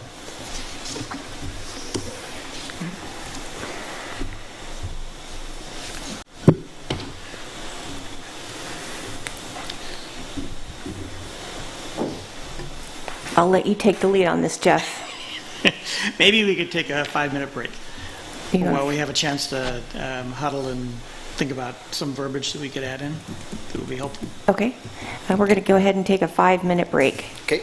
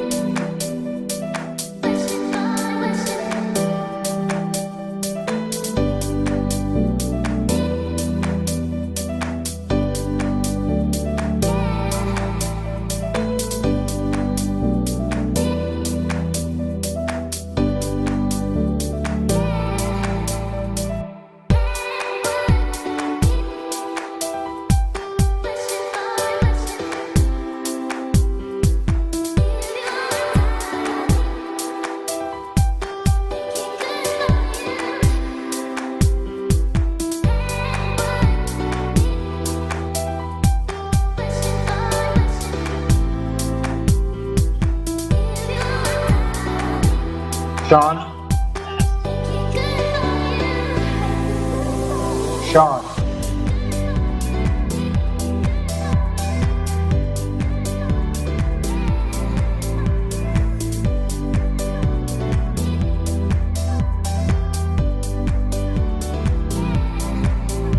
Yes.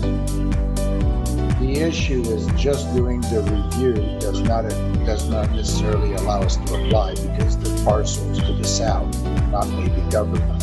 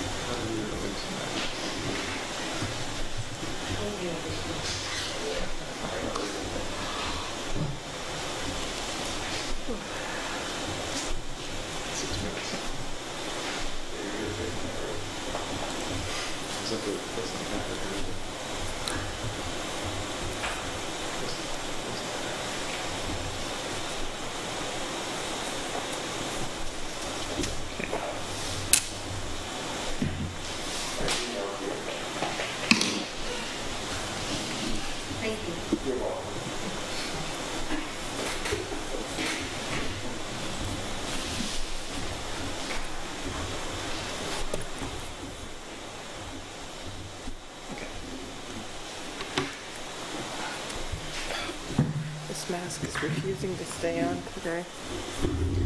Ready. Okay, here's Okay, one we are suggestion. back from our break officially, and go ahead. So one suggestion would be to revise the third recital, the third whereas, to say the town council is supportive of allowing BEM to submit a formal application for a general plan, land use and zoning map amendment, comma, through a specific plan, comma, to allow the community to consider possible changes in the allowed land uses for the property as contemplated by Section 3, Article 1, Paragraph 4 of the 2001 General Plan. Okay, thank you, Jeff. And then the rest of the resolution would stay the same. Okay. Is everybody understanding on the council? Okay, That's good. all right. Okay, so we're in order. Thank you, Mr. Mitchell. And so I will motion to approve a resolution of the Town Council of the Town of Loomis, Placer County, authorizing Building Engineering and Manufacturing, Inc. to proceed with filing an application for a new project that will require a general plan land use and zoning map amendment for the proposed Green Business Park Loomis as amended. Second. Roll call, please. Councilmember Ondericos? Aye. Baker? Aye. Duncan? Aye. Morales? Aye. Mayor Clark-Kretz? Aye. Resolution passes. All right, let's move on now to item number 12, general plan update status. Anders, you are on. Put this up so you can hear. Good evening, Madam Mayor and council members. Tonight we're giving you an update on the general plan process. Sean, next slide, please. Oh, you're trying, okay.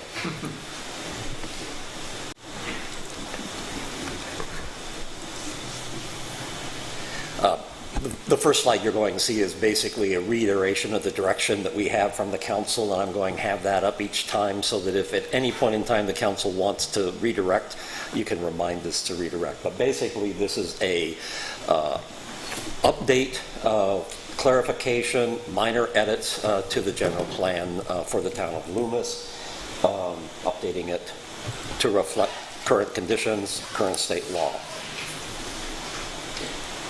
Next slide, if it works. So that's basically the slide you've seen in the past. That hasn't changed, so we continue to follow your direction. Next slide. What state law changes?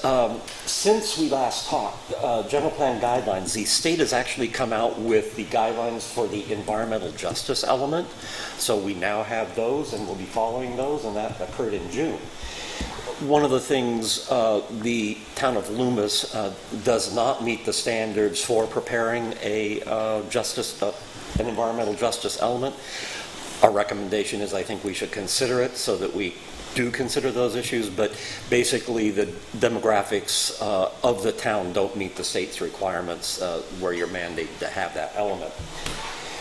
Vehicle miles traveled, the secret requirement for a threshold for vehicle miles traveled went into effect July 1st.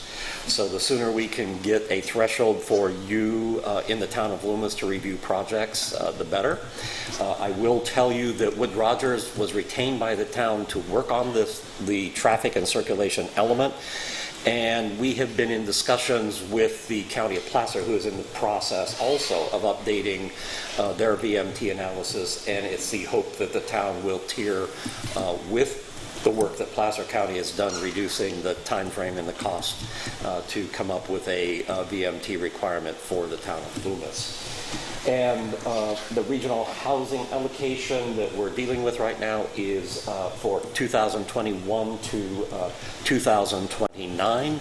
So as Sean mentioned earlier, there is a requirement by the state that you adopt your housing element no later than May of 2021.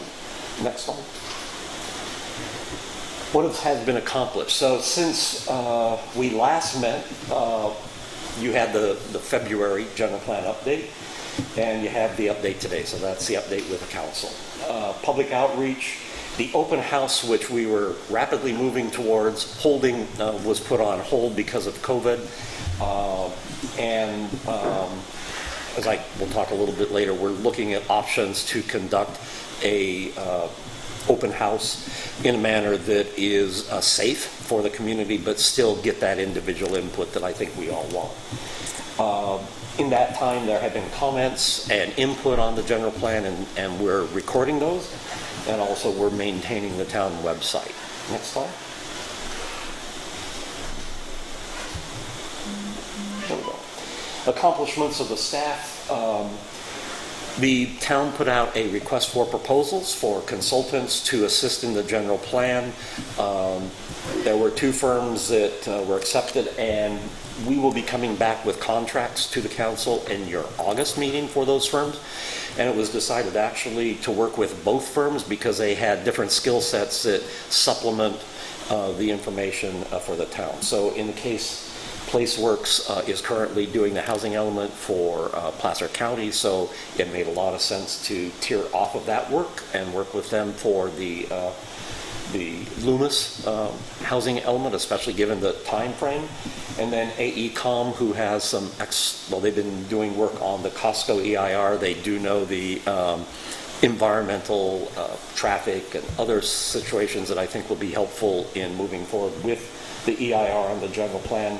Also, they have some excellent skills since they're a nationwide firm, especially in economics and community financing, that I think we can make useful. So those firms are going to be supplementing the team that we have right now in completing the general plan.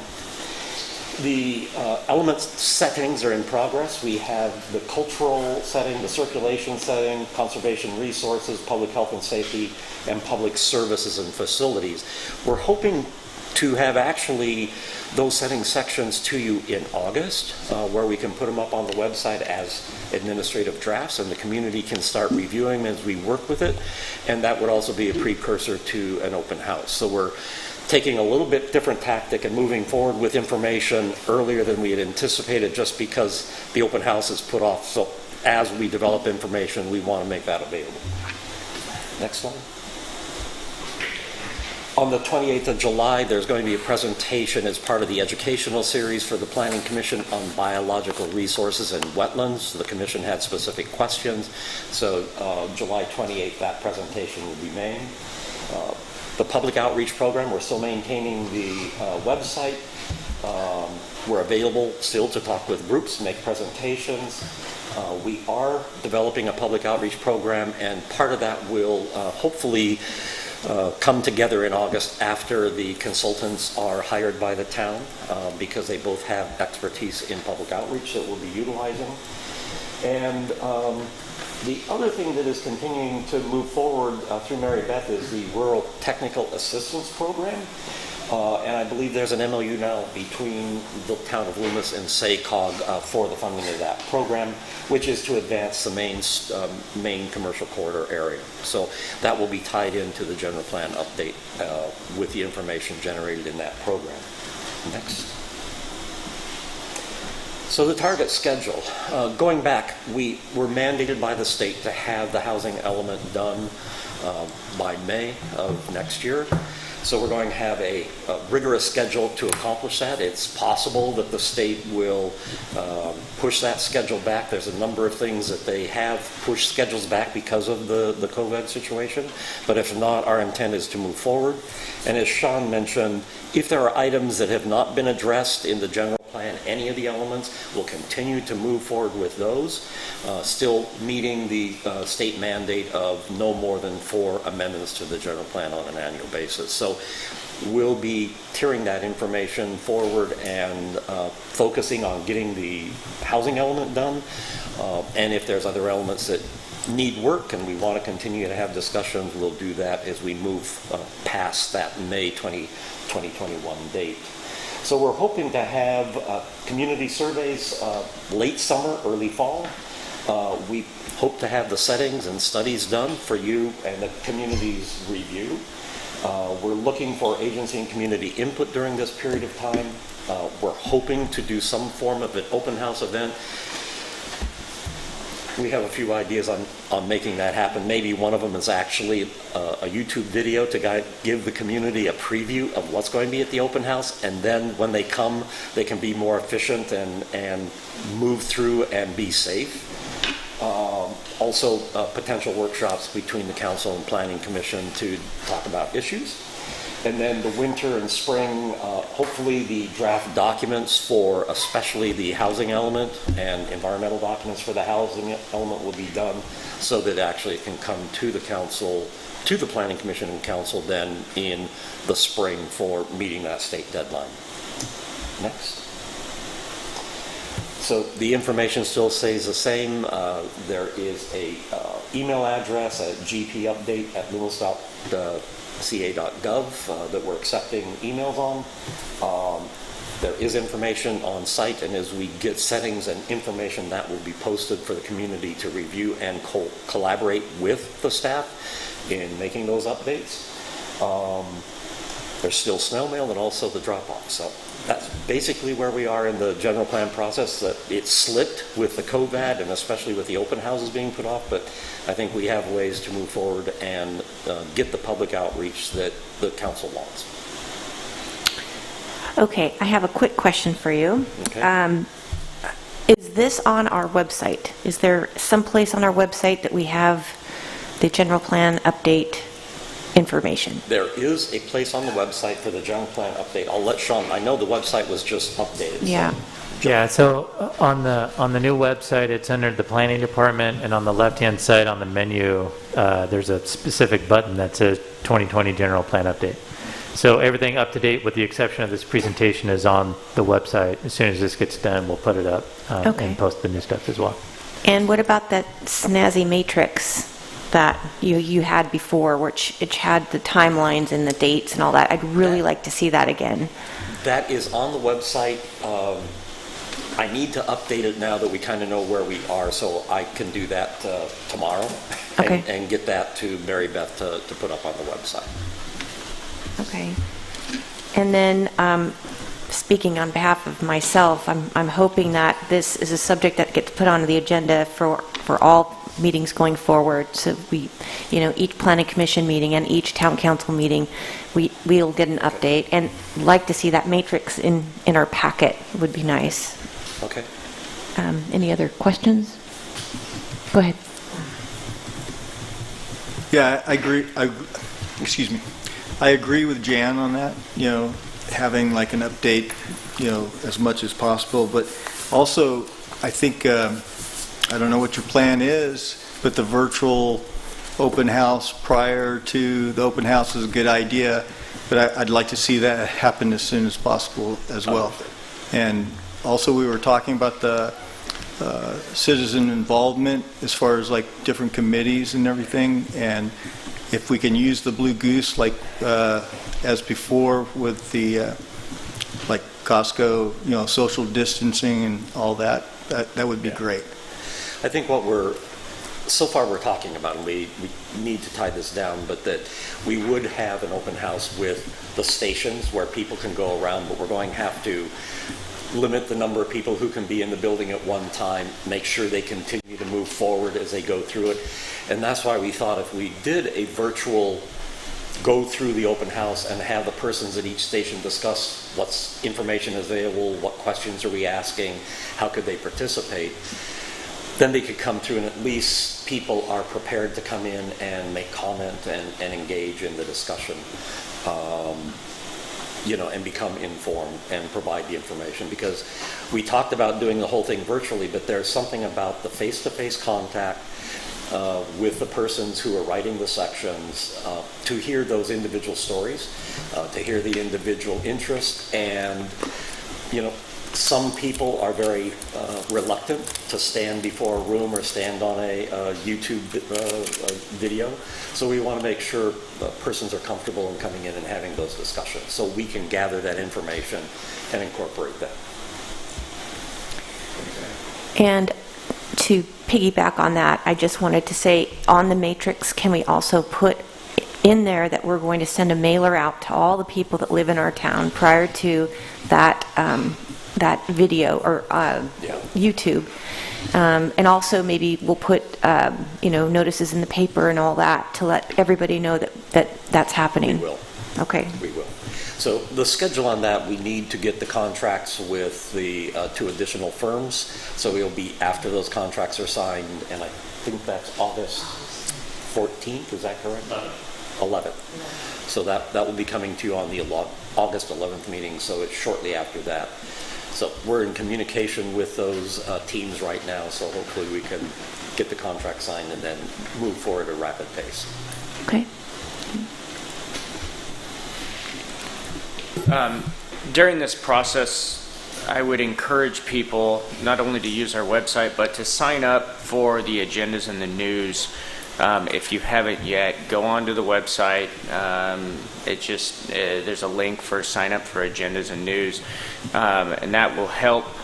Number one, you stay up on what's going on, but also you'll be able to see all the agendas that we have. So I think that would be really important. I thank you for the presentation. I would hope that, like with this, as we move forward with the general plan update, just like the kind of debacle we had with the last item number 11, that we can come up with a better solution to that process so that it's clearer for the public at large, and it makes the process a little bit smoother in that respect. So I hope that we could get that in there, and so thank you. All right. Which brings me to another point, Sean. Let's do some research on how we're going to do that meeting, and if we need to buy equipment to make it easier for people to make public comment, because I was at that planning commission meeting, and it really was hard for people to talk because they were hearing that reverberance, right? So is there a way you could potentially get rigged up so that it's easier for people to... Yeah, K.benedict, our audio video guy here, he and I have actually been talking about that. So we're trying to figure out to make sure how to stop that echo from happening. Okay. One of the things I wanted to add just quickly that we didn't talk about is you mentioned sending out a mailer for the general plan update. We're also looking at doing at least one survey that'll go out community-wide, and it'll probably go out through that agenda notification thing that Brian was talking about. So folks, if they want to be part of that process, they need to sign up for the agendas. That's the only way that I can get things out to them. Yeah. Well, speaking of that, I think that, that type of information gathering is incredibly important. So I'm hoping that we have more than one, and especially throughout the process. So I totally agree with that. Good. Rhonda, do you have anything?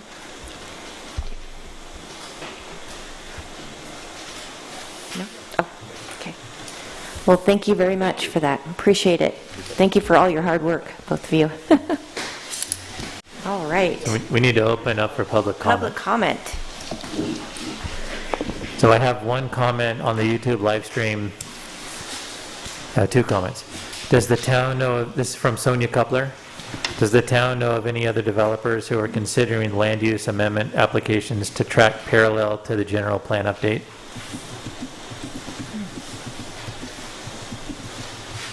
A comment from A. Hilton. Thank you, Brian. Please be aware that, and also please be aware there are residents that do not have access to computers, internet, and cell phones. Comment from Bonnie London. Originally there was going to be a general plan update committee which would include a council member, planning commissioners, and Loomis residents. Is that still part of the general plan update? I think we can answer the comments after, assuming that council wants me to do that. Do we have any on the email? Right. So when you're ready to close public comment, I can answer those questions that have come up. Just give it a couple. One more came in. Would it be possible to have the open house outdoors?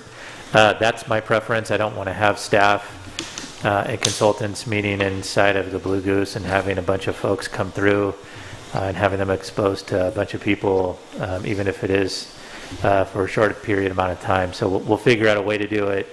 in person, but it'll likely be outdoors, whether it's at the Blue Goose or we were talking about figuring out a way to do it actually here in the park and have a kind of circuit set up to where folks just walk through. But it will likely be outdoors and not indoors, especially now with the governor's new restrictions that have gone through. Right. I was going to say we might need to rent a big tent. Yeah, we'll do something easy ups or something. We'll figure that out. So it doesn't look like we have any further comments on public comment. Okay. So let's answer the questions. Okay, so the first one was from Sonia Kupler. Does the town know of any other developers who are considering land use amendment applications to track parallel to the general plan update? At this point, there has been discussions with one other developer on the property on the other side of the freeway by Horseshoe Bar, the former Turtle Island property. That property has been up for sale, and I know that some people have been looking at it. As far as I know, nobody's closed on purchasing the property, and so I don't have an application, but I've talked to people who are potentially looking at it. So I don't know if there was an application, when that application would come in, whether it would be connected to the general plan update before or after, I don't know.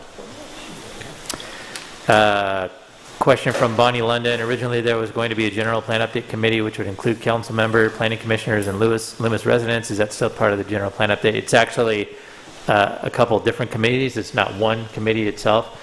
And the process that Bonnie spelled out, where it would include a council member, planning commissioners, and Loomis residents, is basically what we're looking at. I'm not sure if it would have a council member and a planning commissioner, or I'm not sure of the makeup, but there would be at least one council member or one planning commissioner on each committee. The committee structures, we still need to figure out what we're going to be doing and how that's going to work. And the committees will be small. They're not going to be, like a 25-person committee. It'll be probably 5, maybe 8, 10, somewhere around there, to keep it a little bit more easy to manage. Okay, and then Anders, can you put that on the matrix? Yes. Thank you. And we have something we need to read from an email. I have a couple more too. Oh. A. Hilton asked, or said, please be aware that our residents do not have access to computers, internet, cell phones. We acknowledge that, and that's why we're going to be doing the in-person. David Ring said, food trucks. And then I like that. That's I'm all for food trucks, especially tonight since I haven't eaten dinner yet. And then we don't, that's it on the YouTube feed, so we'll close public comment on the YouTube feed and then turn it over to Cricket. Okay, this is from Beth Cohen. Let me see. Does she have it? Let me bring it up this way. Okay. In relation to the general plan amendments and updates, I implore the council to remain vigilant with the long-term planning objectives that has served the community well for many years. I want to emphasize the importance of this document in maintaining our rural community aesthetics that keep high-density development and commercial projects to the downtown corridor. There are a number of vacant parcels that are already zoned for high-density commercial that remain unused and should be considered as the first location for new commercial properties. Once we have reached build-out of the already zoned commercial industrial properties, then and only then should we consider changing land use zones and removing heritage residential, agricultural, and residential estates. The general plan clearly states that town residents have indicated strong support for more intensive land uses in the traditional downtown core area rather than Sierra College Boulevard, and that increased urbanization in adjacent communities is threatening to encroach upon the open space and agriculture areas in Loomis. One associated goal set forth in the general plan is to focus more intense land uses near the downtown and freeway interchange, while maintaining a predominantly agricultural rural character of Loomis outside the core area. As directly quoted from the general plan, the town's open space resources include a limited number of park sites, but mostly manifest themselves as the expansive low-density areas in the residential, agricultural, residential estate designations. We must preserve these RE and RA land use areas to ensure the town's open space characteristics are preserved, ensure property values remain high, retain the community's rural atmosphere, and safeguard Loomis as a desirable place for people to live. I strongly recommend that the town council She still has this, remove the BM proposal from consideration until the developers prove the project will bring community-wide public benefits. As a longtime resident of the town with family that has lived here since the 1920s, I encourage the council to remain vigilant in your pursuit of perfection and maintain consistency with the long-term general plan objectives. We shall not fall prey to developers' demands for haphazard growth without careful consideration for significant zone changes. That's it. Thank you. Anything else, Sean? Nope. What Okay. was the name of the one that Cricket read? I missed her name. What, yeah, can you That repeat was the name? Beth Cohen. Beth Cohen. All right.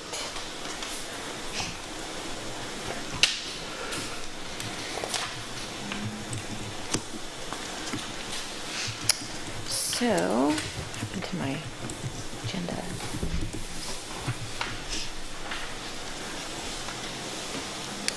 All right, so we thank you so much again for that update. We appreciate it. Now we'll move on to council committee reports. Did anybody have anything to report? No? No? Anybody over here? No? I don't have anything either. So at this point, we will go ahead and adjourn our meeting at 9:25. Have a good night, everybody. Stay safe.